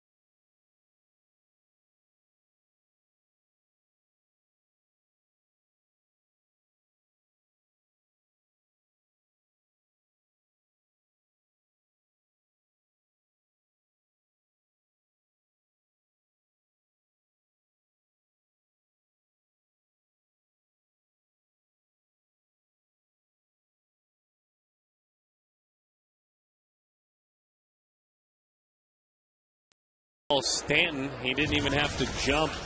I said leaped, he didn't. But when you're 6'6", that took away a double and 3 RBIs, no doubt about it. I can't believe an outfielder, a right fielder, playing that deep against a right-handed hitting pitcher, but it's a good thing he was. Our Chaz Roberts air conditioning cool play a little bit more on the gifted young athlete Stanton. Let's bring in Mark McClure. Big Mac? Yeah, that's right. Edwin Rodriguez, his manager, was talking about Stanton today pregame and just talking about, well, he actually used the term, he's an animal to describe him athletically. Rodriguez said he managed Stanton in A ball and saw him hit a ball 430 to 440 feet and break his bat in the process. In fact, when he wrote it up in the report after the game, the director of player personnel for the Marlins didn't even believe that Stanton had hit a ball that far. In fact, guys, defensively, he's been tearing up the grass out there. Of course, the play last night where he almost took out his closer, Abraham Nunez. And the comparisons to Stanton, the month that he's been in the big leagues have been to Dave Winfield. So my question to you is do you see the comparisons between Stanton and Winfield, and which ball was hit harder, the one he hit tonight or last night? Good couple of questions. Gracie? Well, I think both balls were absolutely hammered. They were about equally. I think tonight's, as far as the hard hit ball. Yeah, there's I hate to. So do I. I hate comparing, guys with less than a month in the big leagues to Hall of Famers. I don't think it's fair to them. I don't think it's fair to the Hall of Famer. But it's a huge compliment to the young man that people say that. Yeah, it is. And I think as Jorge Cantu is a strikeout victim here to start off the fifth. But, yeah, this kid has got all the tools. And, yes, he is a multi-sport star like Dave Winfield was. But, it's just a different era. Dave Winfield was a really, really big man back when the game was not played by really, really big men. Well, that's a great and valid point, I think. Maybe the most of all the things you just said. And I think we forget about that with Winnie quite a bit. It's almost when you talk about a guy who played the outfield position, it's almost like when Cal revolutionized the shortstop position. Now there's lots of big shortstops. Hanley Ramirez is a really big kid. That's a great point. Troy Tulowitzki is a really big kid. So, back then the game just wasn't played by guys Dave Winfield's size. So, I like the question that Mark McClune gave, but, I just think it's unfair a lot of times to call people, the next Michael Jordan or the next Dave Winfield or, the next Kobe Bryant, whatever it is. Who's going to be the next LeBron James in Cleveland, Darren? I don't know, but I'm guessing that a lot of folks are rooting for the Cavaliers right now. The 1-1. And you can have the NBA as far as I'm concerned. I'm not a fan of the sport. I don't follow it much, but I'll be rooting for the Cavaliers. I will too. 1-2 the count. Well, that's a boss to write a letter like that. Woo! How about that? Mr. Gilbert. Fastball is high. And I love listening to these talking heads that on the stations that the NBA it's their stations. 2-2 the count. Ross fouls it off. Well, I'll say it. ESPN and TNT. I love the way all those people working for those networks are smooching the backside of one LeBron James in all this. Because, well, oh my gosh, if we don't, he's not going to give us any interviews. And you know what?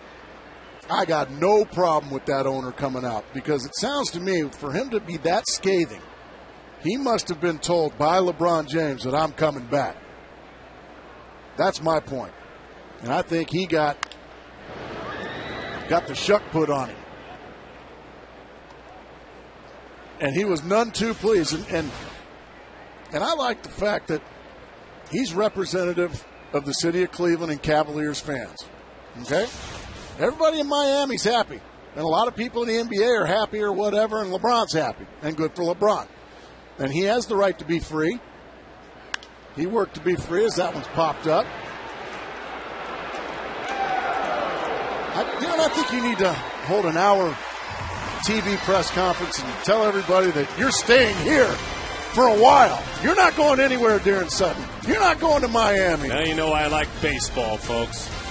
Uncle.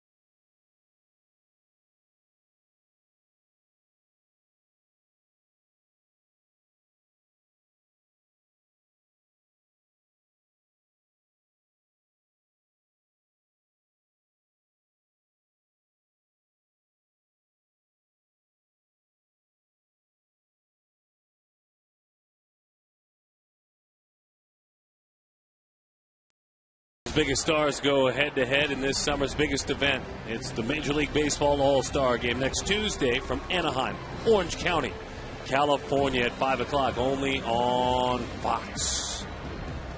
Chris Young will be there representing the Diamondbacks, and we are proud of him.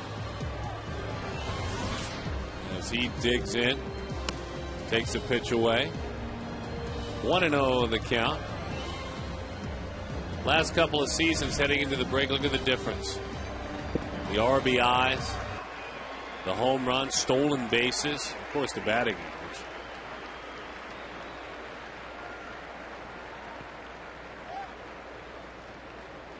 Marlins lead it 2-1. They've out hit the Diamondbacks 7-5. Ooh, boy, he got away with one right down Broadway there. Chris Young's been punishing that one most of the time this year.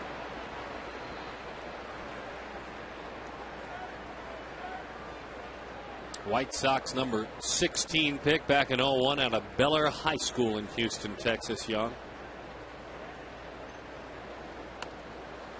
Breaking ball, 1-2 the count.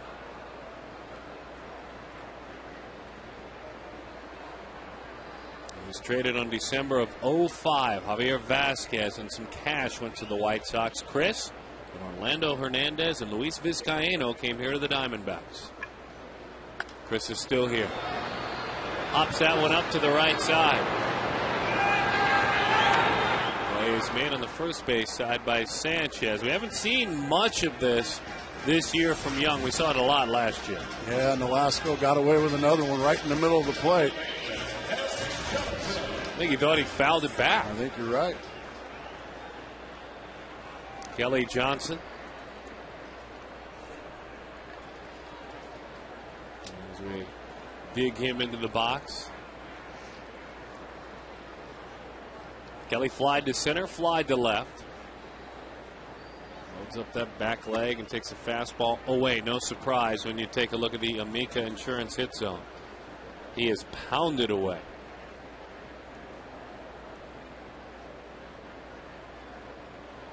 The 0-1. Back in. Good pitch. 0-2 the count. Right under his hands there. Beautiful pitch.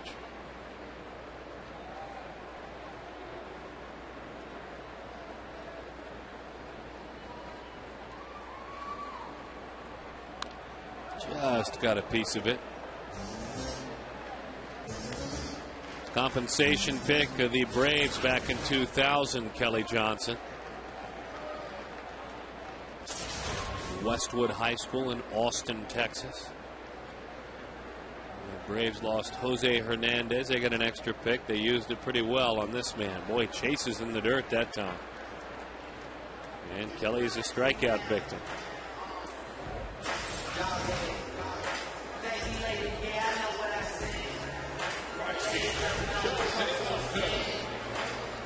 I think he was looking for a fastball.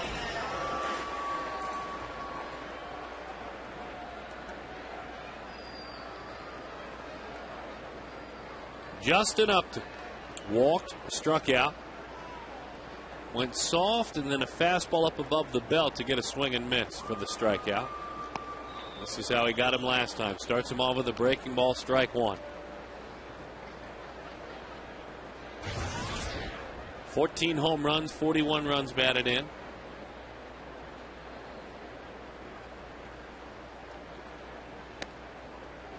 Goes with a fastball low and inside. At home, this young right-hander, an ERA of 5.09 in 8 starts. On the road, it's 4.4, so neither one as low as he wants it to be. He's dealing the night. Fastball, fly ball, left field. Coughlin in front of Ross is there. 1, 2, 3, 4 in a row overall. Sat down by the 27-year-old right-hander Carlos Enrique Nolasco.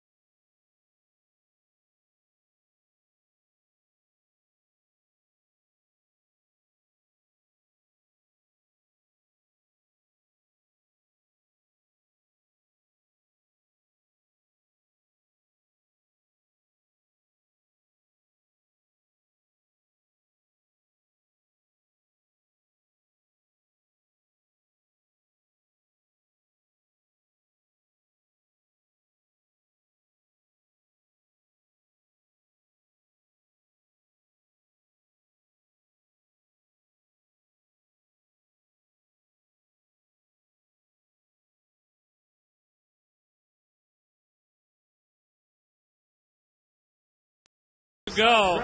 Oh. No. And your pants fell down. Kept worrying about your pants. Golly. Disgusted. Even my likenesses pants are falling down. I mean, it's unbelievable. Dan Herron That's goes to work. embarrassing. He faces the young, talented Mike Stanton. I'm getting crank calls now. Curveball, ground ball. Mark is knocked to his knees. Look at Adam LaRoche. Just the right amount of extension staying attached to that bag. And a great play by Reynolds on another rocket shot off the bat of Stanton. Man, Stanton's going to hurt some people. Look at that great play by Mark Reynolds. You better hurry. This kid can run. Out, says Joe West.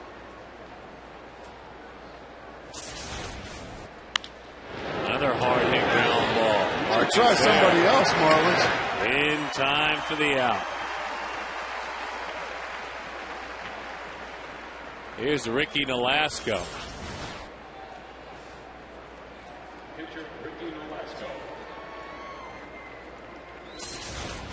Well, Danny at 90 pitches, so it's not a desirable pitch count, but 2 pitches, 2 outs to start things here in the 6th.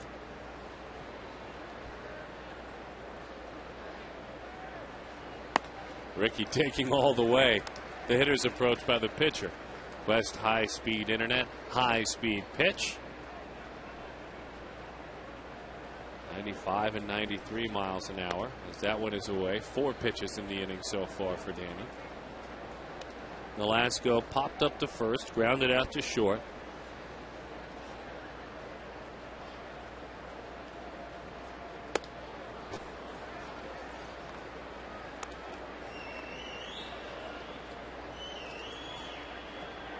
Two and 1 to count.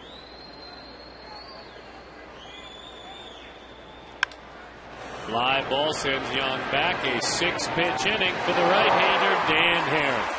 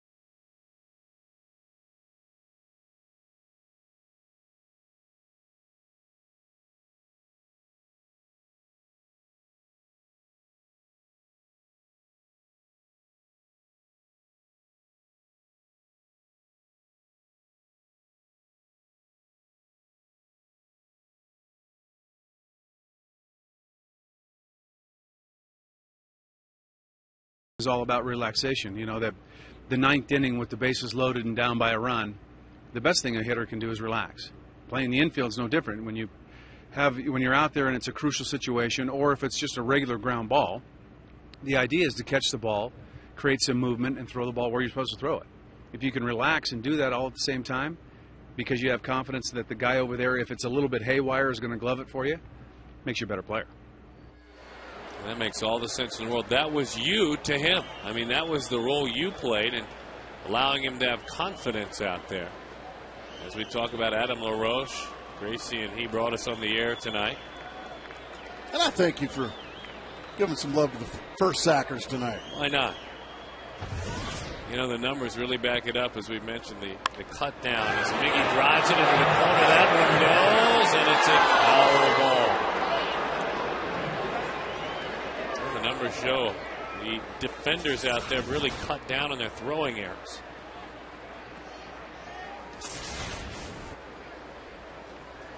And a good first baseman, and they've improved, there's no doubt, but a good first baseman helps.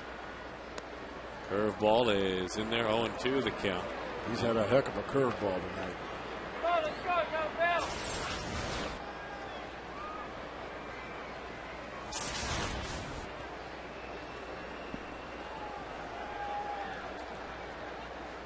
The 0-2. Just got a piece of that one. It's foul. Past our first baseman, and Matt Williams. And as I noticed, Matt, he's wearing those sweatpants tonight. He's wearing. What is going on with that? That's not Matt Williams. It's more like a Connor Jackson look.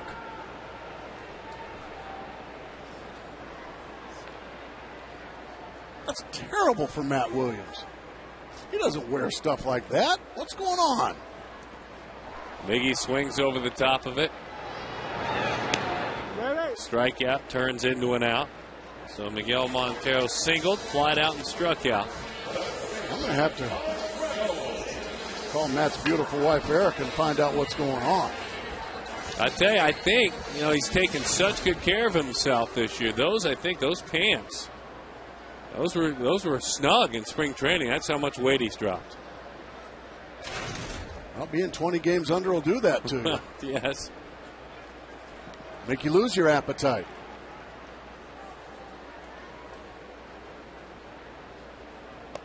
He's just wanting to be like the ball players. Changing the luck, something like that.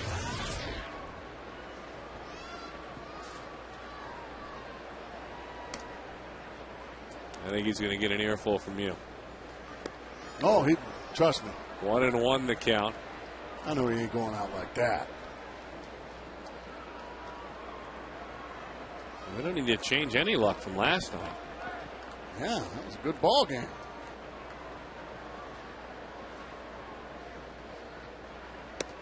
That pitch is away. Hey, by the way, anytime the D-backs score 6 runs or more, Taco Bell gives away 3 free tacos with the purchase of a large drink between 4 and 6 the next day at participating locations. Boys got to go for some tacos. Oh, Mark got his pitch and fouled it straight back. You can see the disgust in his face. He's been waiting for that one all night. All night. Oh, baby. Came up empty.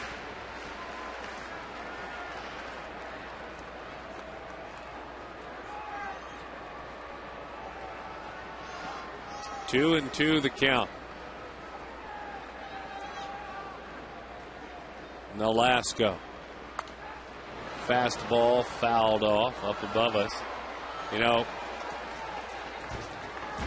Reynolds, find yourself thinking about the long ball.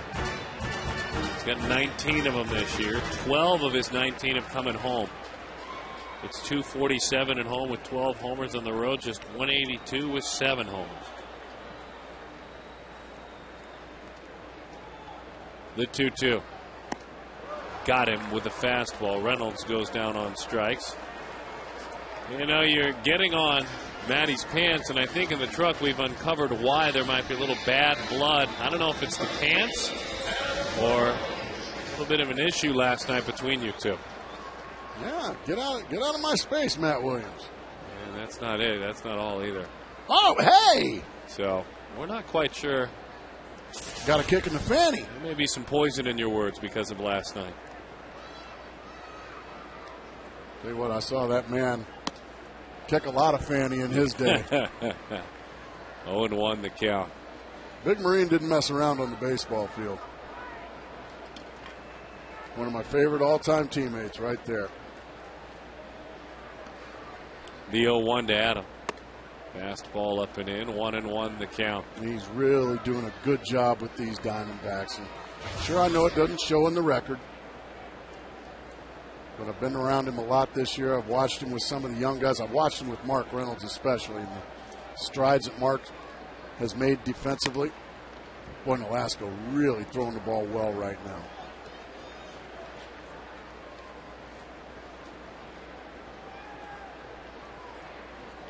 Yeah, the great thing about the Matt Williams and Mark Reynolds story is that book was beginning to be written several years ago. High fly left, easy chance. Coughlin is there. Dominating outing, he leads it 2-1. Matty Williams, he and his boys trying to claw back into this one.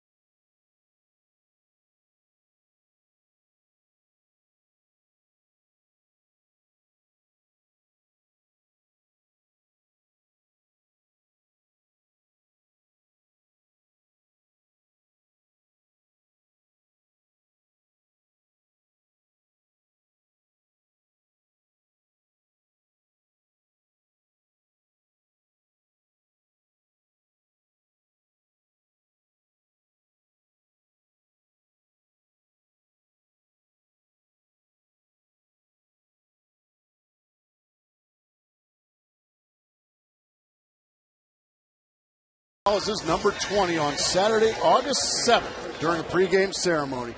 The first 15,000 fans at that game will get a Luis Gonzalez bobblehead courtesy of Chase. Call 602-462-4794 or log on to dbacks.com for tickets. That's a great thing. I think that's well deserved. I would agree. I would certainly agree. And the bobblehead day, a fun part of it for the fans to remember it. And that was a great read as well. Well, as long as it's not Kachinko, I seem to do okay. Sorry, Gila River Casino. We're relieving you of your duties on that read.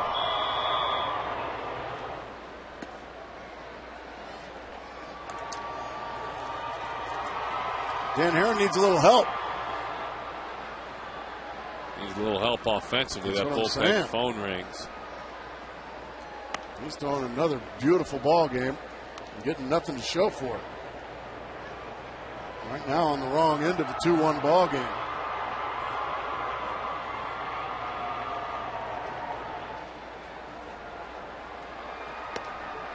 By the way, a couple of days back, some were theorizing that maybe Juan Gutierrez was the closer. And some were theorizing that maybe Chad Qualls, if he had pitched better, he scuffled. That went into shallow center. Here comes Chris Young. It's in front of him. So Coughlin comes up with a base hit. On this date in 2001, our Cabot Wood Stains trip back in history. Luis Gonzalez winning the Home Run Derby in Seattle.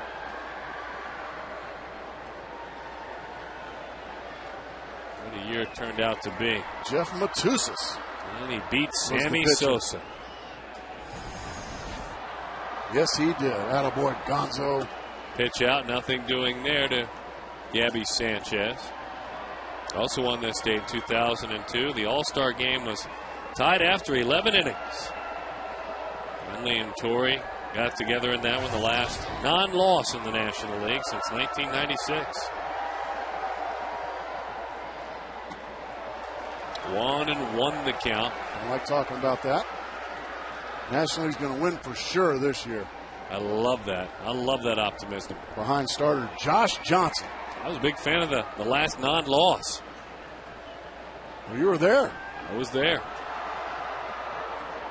You can blame it on me. The 1-1. Belted center. Young stays with it. Screamer, but White to Chris Young, a couple of steps over to his right. So one away, runner on first. Speaking of that home run derby, let's bring in Mark McClune. Hanley Ramirez walks to the plate. Big Mac? Yeah, walking into the Marlins locker room pregame, Hanley Ramirez surrounded by reporters announcing that he will take part in the home run derby and kind of talking about some all-star memories. He's been now 3 straight times. He said his favorite all-star teammate of all time was Orlando Hudson, just because of the conversations that they had out at second base and shortstop. But also one quick quote from Hanley, not really that pleased with the first half of his season. He said he wants to go to Home Depot and get a rake because he wants to remind himself that he's carrying a rake at the plate. 0-1 the count to Hanley Ramirez.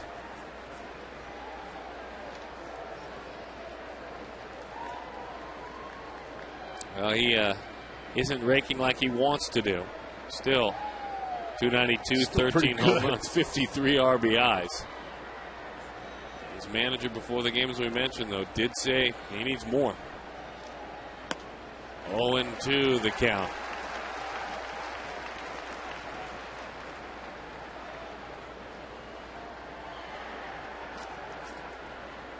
Kind of like me with you, Darren. I need a little more from you. I understand.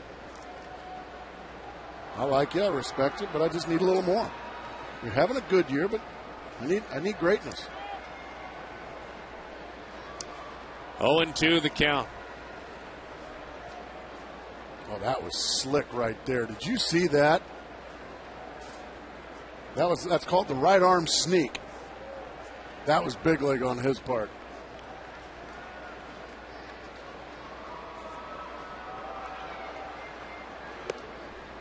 Cut fastball is away. 1-2 the count. All you young men out there, take a look at this.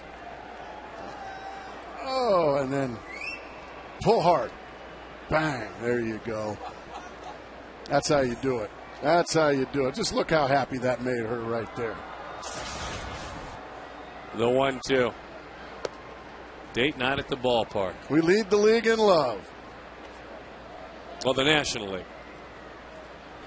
It's the National League. I like her hat, by the way. I do It's too. very nice in that hat. The Tigers lead the American League in love. There was an actual wedding there. So I did see that. Full blown. You were weeping. 2-2 the count. I always cry at weddings. Remember when we caught up with Don Zimmer, he was remembering what a hopeless romantic you were. What's true? 2 runs, 8 hits, and no errors for the Marlins. A run on 5 hits and no errors. Zim always in tune with things like that. Outside, 3-2 the count. In all seriousness, it was fun to see the old skipper in Tampa. Yeah, unfortunately, I missed him because You had a quick trip in and out. was not there. Yeah, I was only there for about 3 or 4 hours, and Zim had already left. One of my favorite people in this game of baseball, and I've been fortunate enough to meet a lot of them.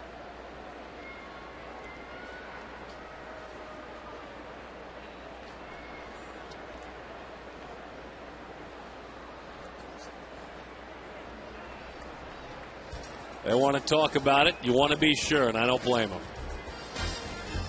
Because you're indecisive, you don't believe in a pitch, and then it's 4-1. It's the way Nolasco's pitching.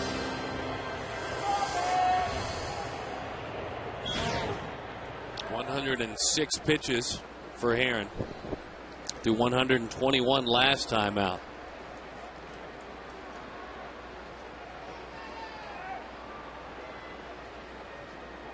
Runner goes. Popped up. Doesn't reach the seats. Montero gives it a look. Reaches and can't get there. Just past that outstretched catcher's mitt. So we'll do it again.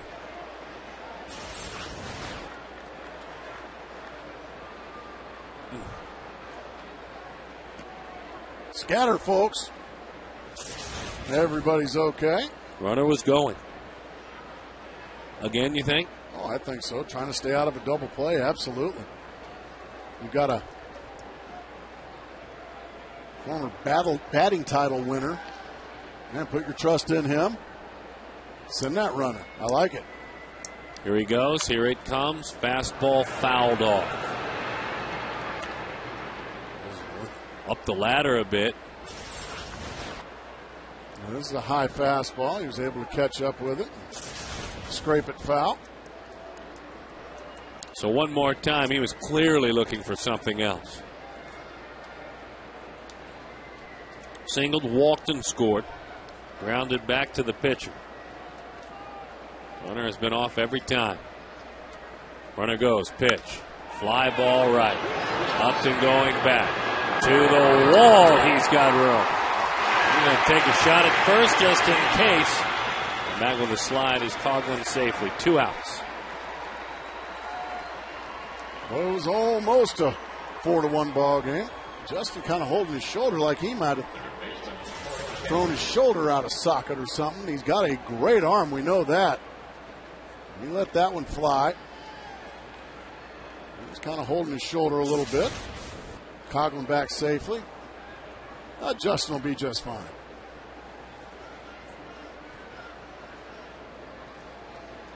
So one more big out to get to put 7 in the books. He fires it in there. Pitch 1-10, strike 1 to Cantu. With Josh Johnson, who could be starting the All-Star game for the National League before the game. He spoke about wanting to finish games if he can't, wanting to finish innings late in games. That's what Herron's trying to do. These are the situations that Josh Johnson's talking about right now. These are what horses do. If you're the staff horse, and by that I mean the ace, the one you can depend on, the one to do all the dirty work, the hard work. That one belted deep left field. Racing is Parra. Over, up and over the wall. Boy, what a break. What a break for the Diamondbacks. Danny, we'll see if he is allowed a chance to finish this inning. But if he does, he can put a 0 up on that board. Wow. Well, Stottlemyre going to go out and have a conversation with his right-hander. But you're right, a huge break. Coughlin runs very well at first base. Fastball middle. Cantu drills it, and it takes one big old kangaroo hop into the left field seats. And Coughlin, golly, what a bummer.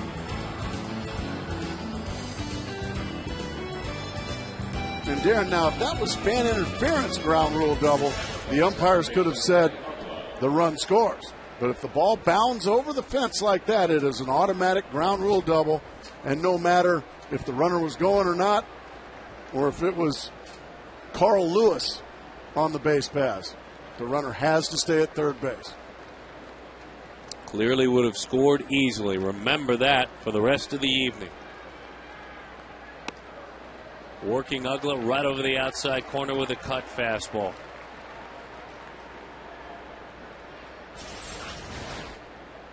Not much Dan Uggla's going to do with that one. Right on the outside corner. Pretty pitch. Man. Right back to the inside corner. Goodness gracious. Uggla came in 0 for 6, 5 strikeouts against Danny. He's got the first 2. Can he put him away, Darren Sutton? Fans think so. They're starting to get behind the right-hander. Miguel's going to block it up if he goes in the dirt. The 0-2. Bouncing ball. He threw a good split finger, too, and Uggla spoiled it. Sometimes those dastardly hitters will just spoil a good pitch. And that was a real good pitch. 0 for 6 with 5 strikeouts against Danny coming in. He walked, he singled in a run on a little Texas leaguer, and he grounded to short tonight. The 0-2. Low. Boy, that was close. Boy, that was close. It's a little low, but mercy.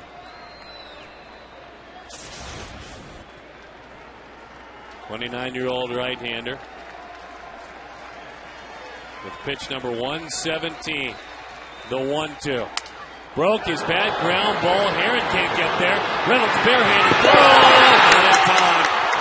A valiant effort by Mark Reynolds. A broken bat roller by Dan Uggla, and another run crosses the plate.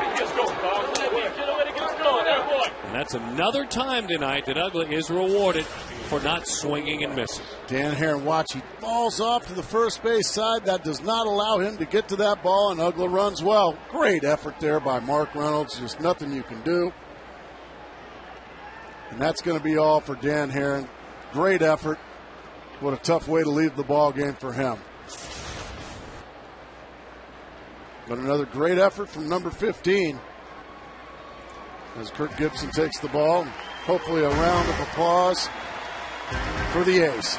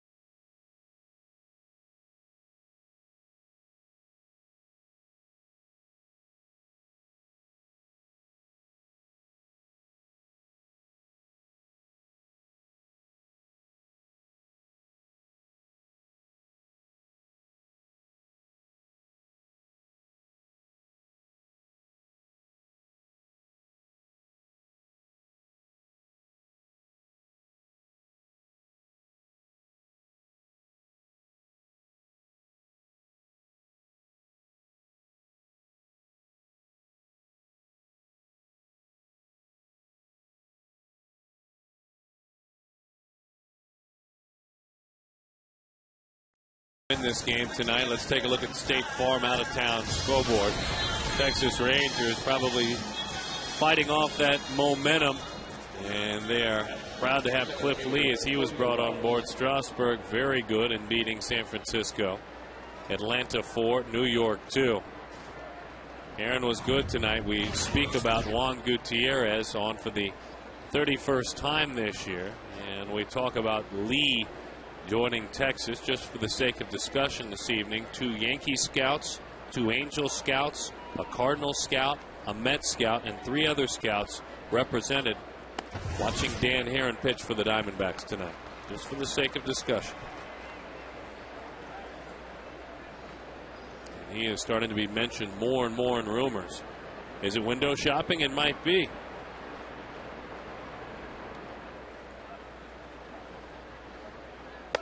Ian, one of the big items has already been taken off the shelf and is no longer for sale because Cliff Lee pitches for the Texas Rangers now. The Yankees were just about there, and a physical with the minor leaguer in the package didn't work out. Nolan Ryan and his bunch swooped in and got it done. I mean, did they really need Cliff Lee, the Yankees? You can never have enough pitching. All right. They were looking to trade their number 1 catching prospect and the number 1 prospect in their system. How many prospects do the Yankees have? Because they're giving them every year. They're giving away a couple or 3 big-time prospects for these guys. I would imagine they have a lot of them. Stockpiling prospects? Everywhere. I want some prospects. The 1-2. Bouncing ball. Stephen Drew. In time for the out. Gutierrez. Instincts. 3-1 is the score. Dan Herron deserved a better fate tonight.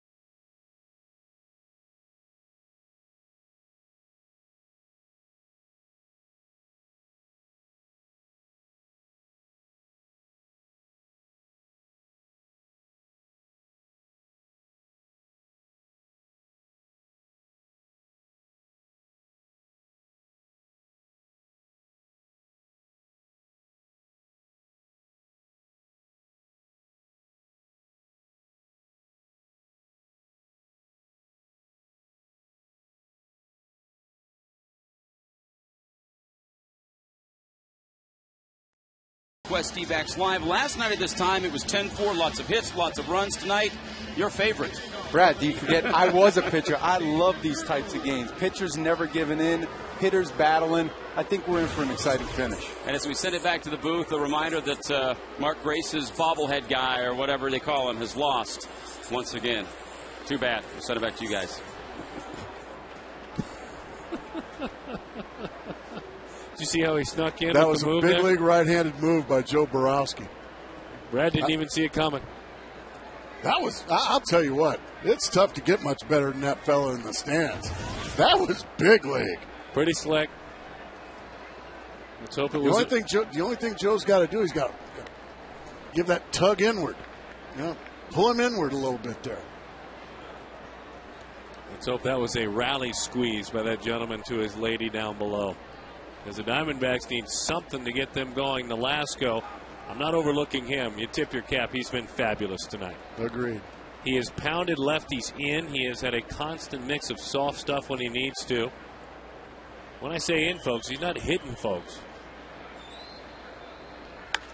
Steven goes the other way. This could get it started. With a kick off the wall, Drew has it out front of him so he can see it, and he stops at second with a double. A single, a walk, and now a double for Steven Drew.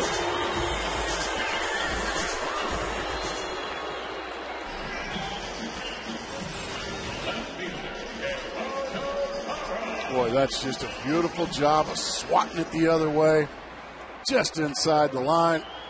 And a leadoff double, and just like that, the tying run is at the plate. Diamondbacks have struggled lately in the late innings. A lot of strikeouts in the losses on this homestand. Good to see Steven Drew getting something going. The 7th, 8th, and 9th innings overall have not been their innings. Offensively, bullpen, especially the 8th and 9th innings. Let's see if tonight they can reverse their luck. Aaron Heilman warming.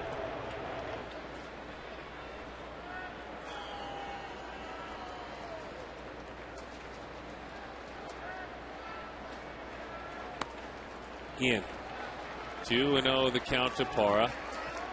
94 pitches for Nolasco.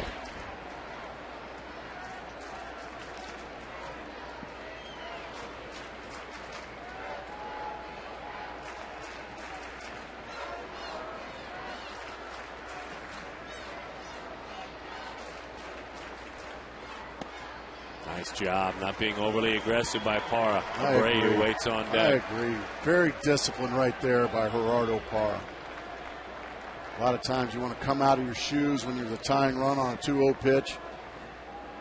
You just let it sink low, and I would imagine taking all the way here. Try to get the tying run at first base. And he will. There you have it, ball 4.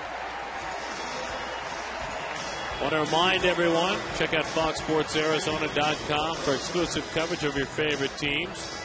Check out Say What, Baseball Matters on the Diamondbacks page. Post-game interviews from tonight, FoxSportsArizona.com. So now he switches things up to skipper Kirk Gibson, and Abreu is replaced by Augie Ojeda. Parra called back. Hensley, Tankersley warming in the pen. I would imagine Ojeda has replaced Tony Abreu because Ojeda, a very good bunter. And I would imagine he's being called on to bunt. Tony Abreu can be saved maybe for the 9th inning, 8th or 9th inning if need be. There to get the bunt down, and quite honestly, just a better judge of balls and strikes. Ojeda, a much more discerning hitter. In the batter's box, Abreu, a little bit of a different approach. They're looking for the bunt, these Marlins. Need a firm bunt right at the third baseman. Augie squares. It's a firm bunt right at the third baseman. Beautifully done right there by Augie Ojeda.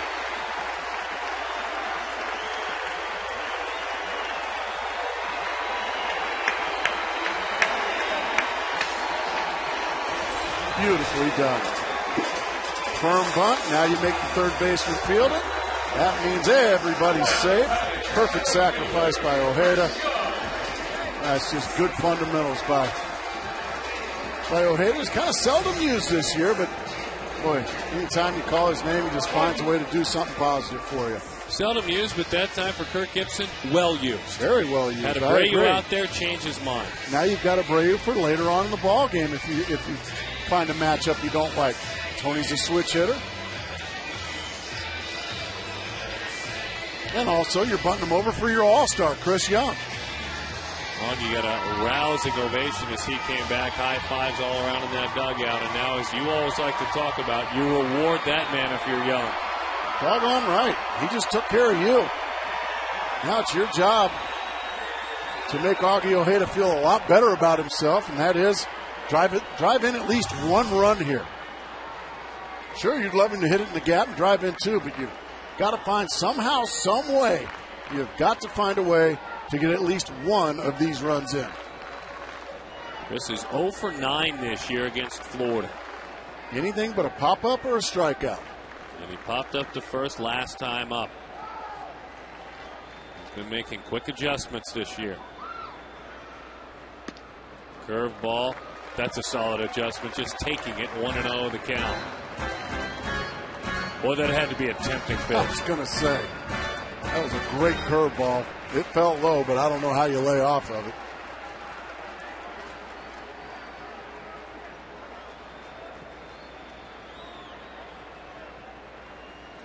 More of a bend in the knees. Solid base for Young this year in his approach, his stance. Another take, 2-0 the count. Kelly Johnson waits on deck.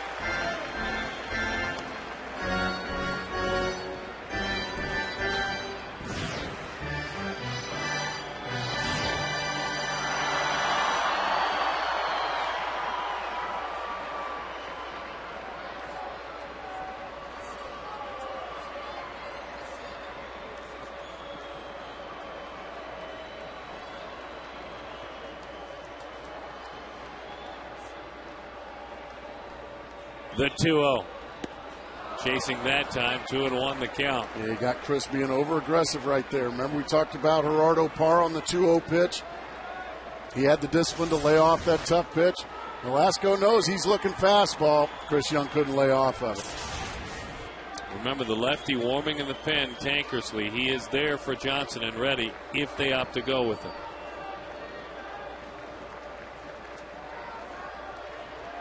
Got to find some contact here if you're Chris Young.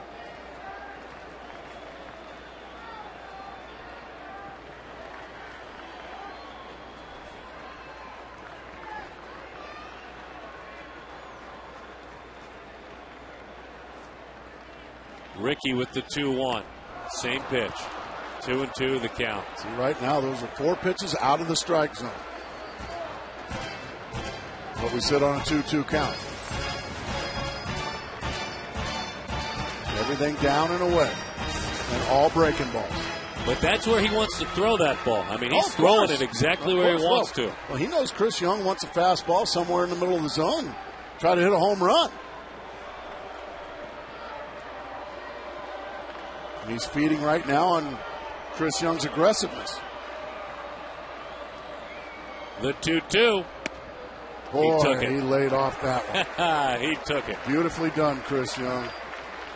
And you can see Chris Young like, wow, how did I do that? That is a really good pitch. That's where he wanted to throw it, Darren. As you said, all 5 pitches, the same pitch in the same spot.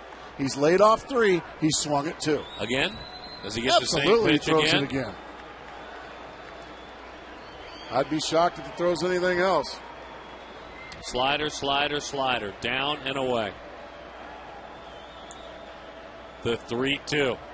Fastball. Wow. He would have struck me out. But good for Chris Young. He's battling.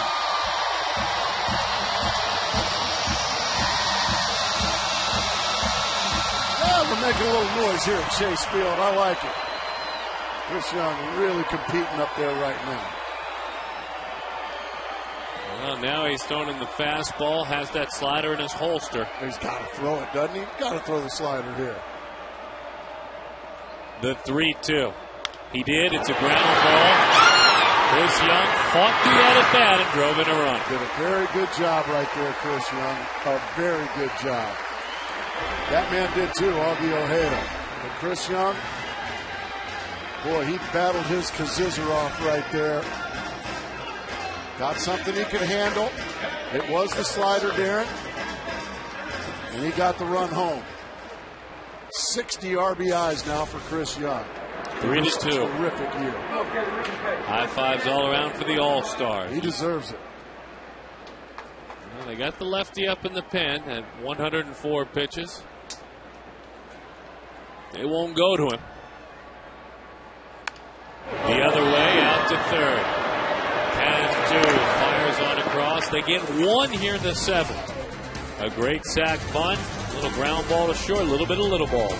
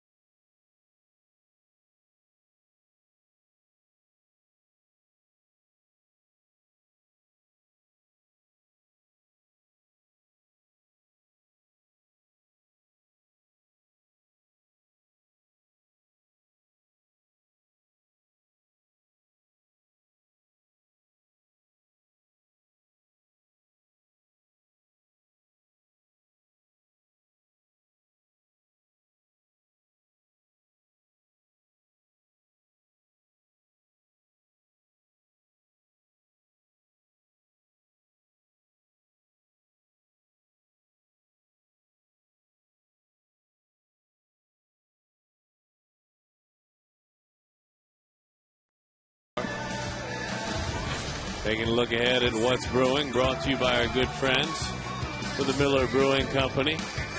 Alex Sanabia will be going on Sunday against Barry Enright, their skipper, before the game, saying that if in fact he didn't have to use him out of the bullpen and he would start him on Sunday, he did not have to use him tonight. Nate Robertson against Ian Kennedy tomorrow. We'll have both games for you. Look forward to seeing Barry work again on the hill. Yes, he was solid in his last down. He just hit the wall third time through. Mike Stanton. As Aaron Heilman goes to work. Right-hander finally sees that ERA creep up and over 4. As he is a tough go of it. Of late. Boy, is it imperative that he put up a 0 here. Team scratched one across to make it a 1-run game. It is absolutely imperative that he come in, not only put up a 0, Darren, but try to have a quick 0. A 1, 2, 3 inning, bang, get the boys right back into the bat rack. See what they can do against possibly the Florida bullpen. 1-2 the count. Nothing you can do with that one. Right below the knees.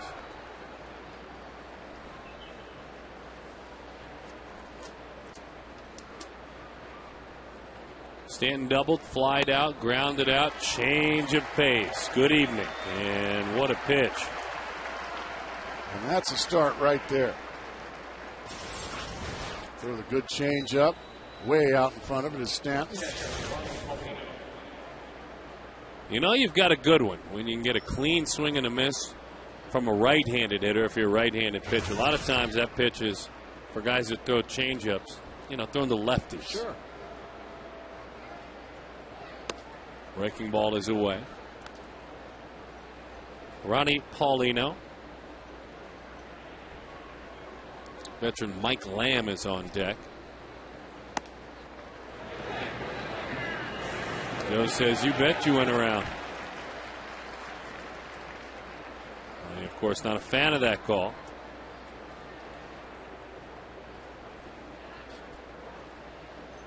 One and one. Oh, baby, there's a beautiful change up. He went around on that one, too. I don't want to swing, but I think I have to.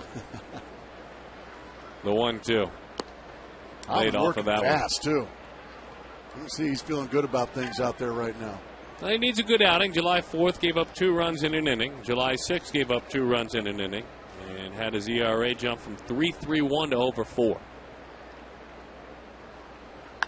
Bouncing ball, easy chance, as you said, working quick. Underhanded flip in time for the out, 2 away. So far, he's well on his way to that quick 0. And he's just getting the ball. He's looking in. Whatever Miguel Montero throws down, okay, that looks good to me. Let's dance. Mike Lamb is going to hit for Ricky Nolasco, who threw a beautiful ball game. He was great tonight, wasn't he? Both starters were just terrific.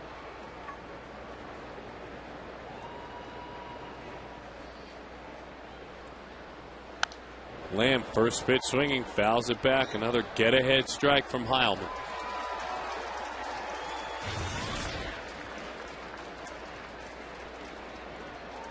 Lamb tripled here last night into left center field.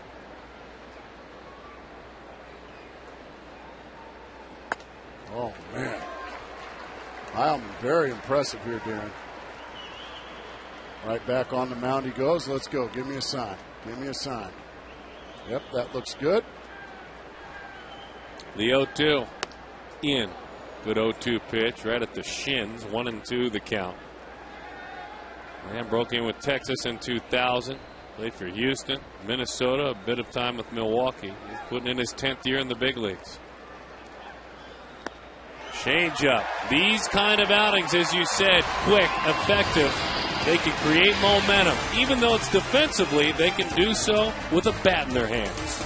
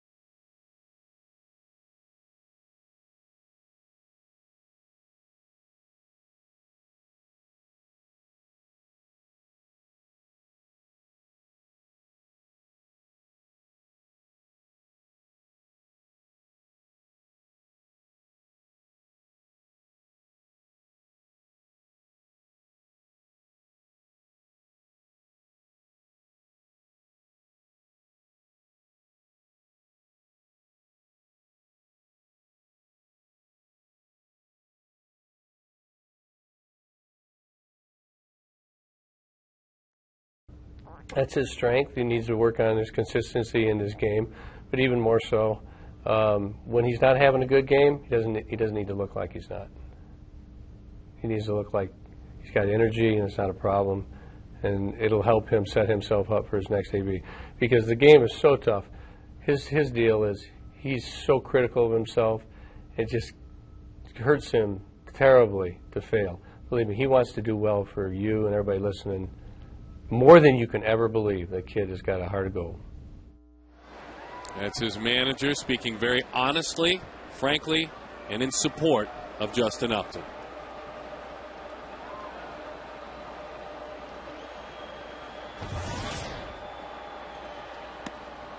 Thought about dropping down a bunt.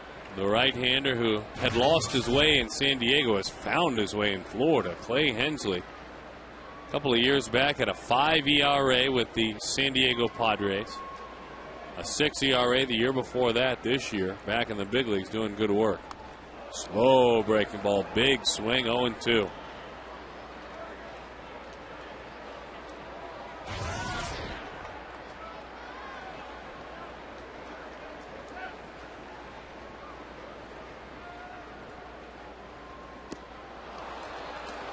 Three pitches, Upton goes down on strikes. So he walked back in the first inning. Strikeout in the fourth, fly to left in the fifth, and then a strikeout here in the eighth inning. Big breaking ball, just never got there.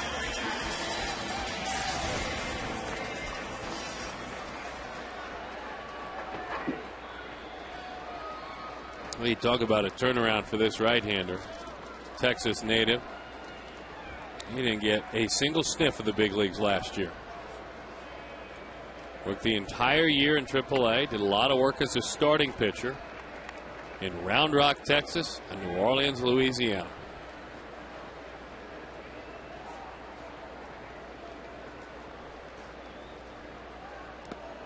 Breaking ball bounces in there.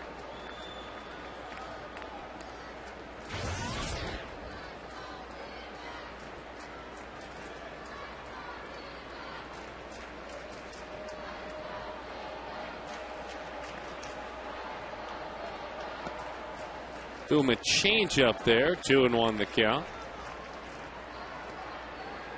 Looking to get on for Mark Reynolds.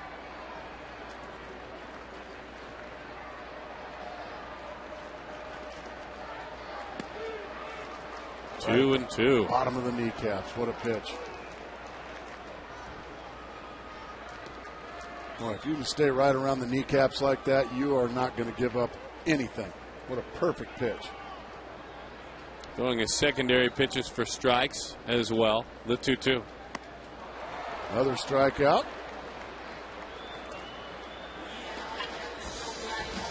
Don't forget, tomorrow, Fox Saturday Baseball returns beginning at 1 o'clock with the Chicago Cubs take on the Dodgers in Los Angeles.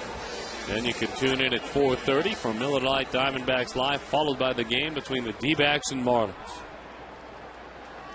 You know, I tell you what, gonna miss you tomorrow. So when do you go to L.A.? Big Fox game? No, I'm with you tomorrow. Really? Right here. I'm going nowhere. Bouncing you don't ball, get off that foul easily, ball. son. I love having a substitute teacher in. I can, mess around in class and shoot spit wads. And No substitute. Come on. You're not going to dunk any pigtails in the ink. I love when Mr. Gonzalez or Candiotti sub. They're pushovers. Not Mr. Garagiola. I'm a little scared of him. Yeah. But those other two He subs. called Russell Martin a whiner.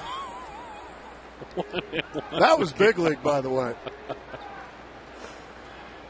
The 1-1 to Mark Reynolds. 1-2 the count. 3-2 the score. The Marlins on top of the Diamondbacks.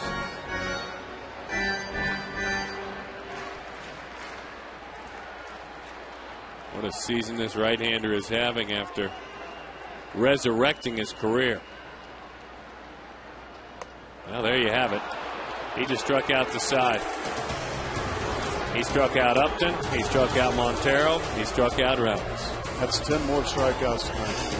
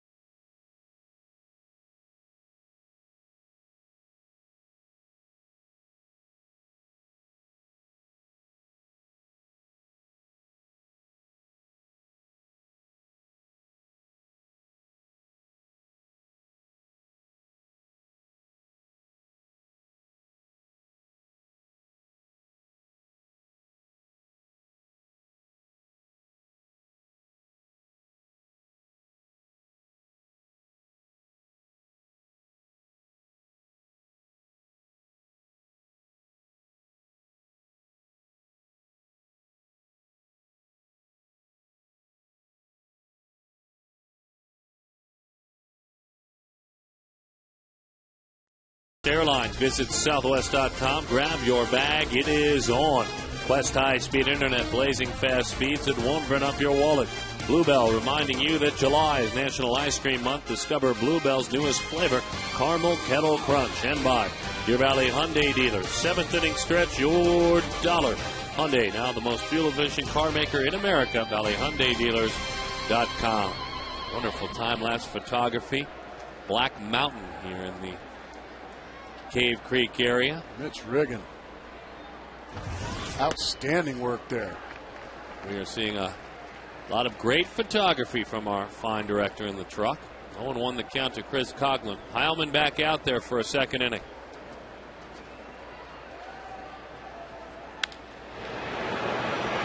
Hanging up. Base hit. Look at Coughlin. Not even thinking about missing a beat. That's a double. Off the end of the bat, hustle double.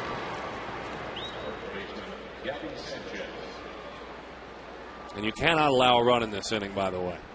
Boy, after a great 8th inning by Aaron Heilman, Kirk Gibson rolled the dice and went back there again with Heilman, and it's a leadoff double for Coughlin. Nobody warming up in the Diamondback bullpen, so it is Heilman's ball game.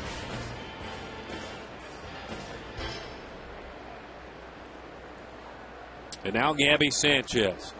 Gabby singled in the first, struck out a couple of times, and lined to right.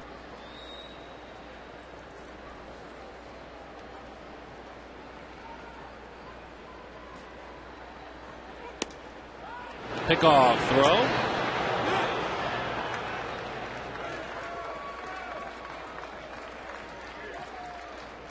1-0 the count. Back on May 30th against San Francisco, Heilman went 2 innings. He has gone more than 1 inning 6 times this year.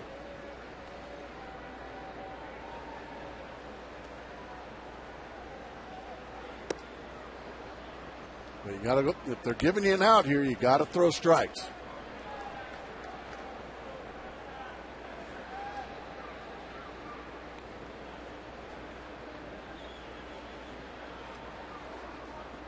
Never know, he might pop it up. Gabby Sanchez, not a guy that's used to bunting. As you said, he popped it up. Miggy racing into the effort. What a Look great at catch. the effort. Unbelievable play. Oh, my goodness, that is just a gorgeous play by Miguel Montero. What an athletic play. There's the popped up bunt. Go get it, Miguel. Man, what a fabulous play. You're not going to see it any better than that. And the fans are giving him a standing ovation, as well they should. What a super play, a game-saving play at the time.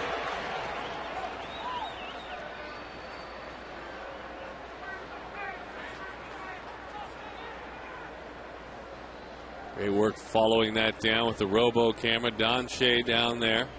Appreciate that. They're going to give Hanley Ramirez an intentional pass.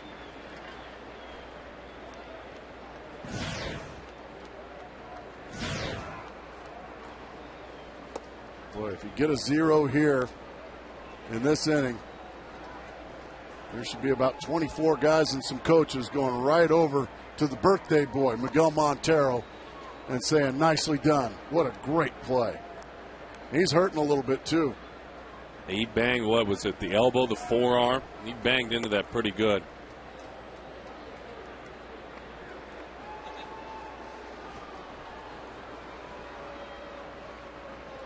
Yeah, you can see he keeps grimacing. That's how he bangs into that, one of those revolving signs, APS Energy All-Star. Right there, that elbow. Behind that, I'm guessing with those rolling signs, there's some metal and different things like that. It's not padded.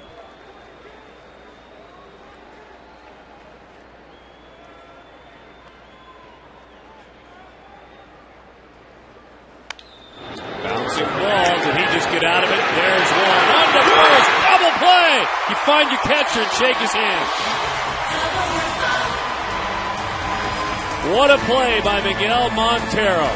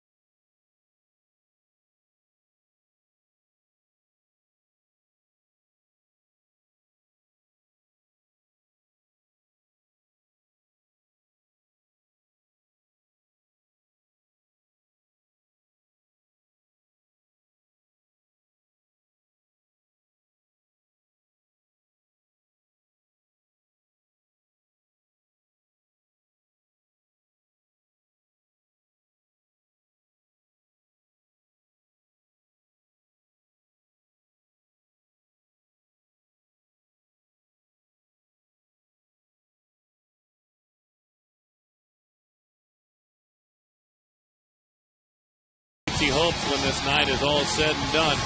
Great numbers, 3.12 ERA. You can see on base plus slug very low against lefties. Righties a low number as well. 35 strikeouts. I mean, fortunate he's out there working, because he thought he was just relaxing last night in the bullpen. He wasn't relaxing for very long. Bang! Look out!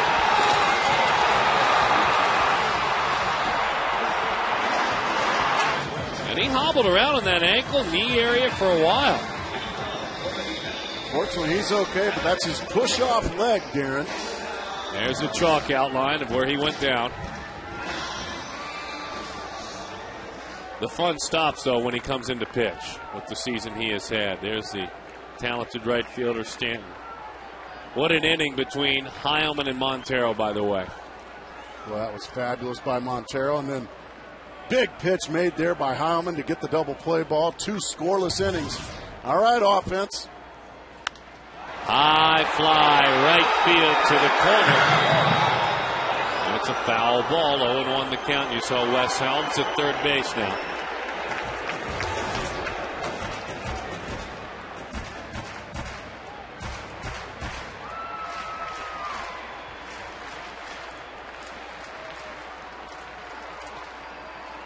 Nunez has given up 1 home run this year in 34 2/3 innings.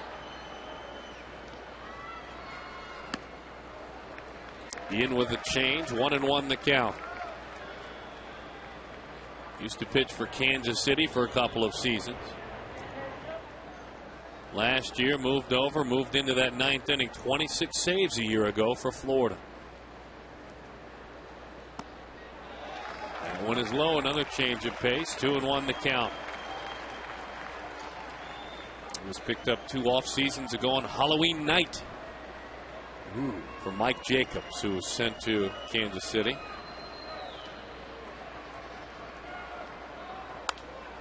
Fastball in after all those changeups. Paulino fires the mask away, 1 out. A much easier play than the one Montero had to make.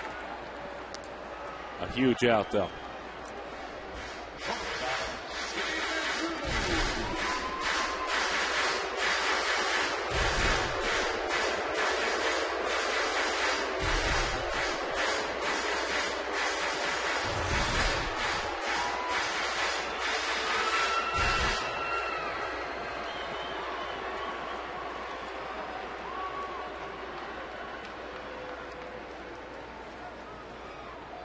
Steven, changeup, strike 1.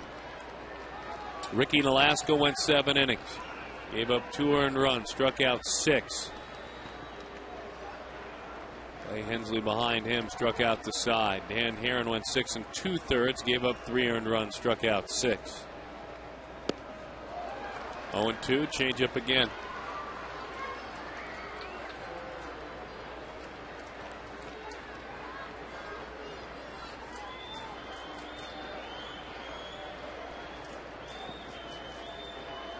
The stories tonight, as solid as Nolasco was, the Diamondbacks 1 of 6 with runners in scoring position. Steven flips it to left field. Off the end of the bat, there to make the play is Coughlin. 2 outs. Last chance now.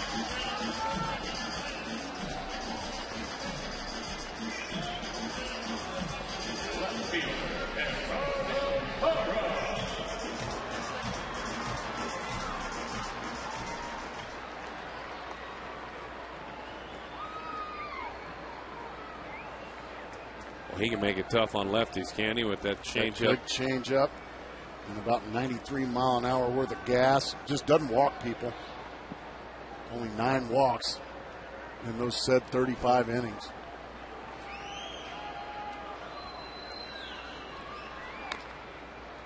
Oh, 0-1 the count. Parra.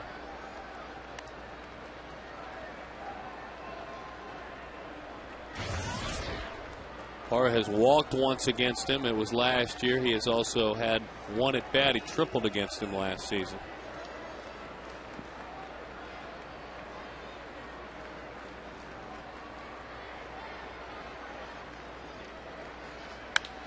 Bouncing ball.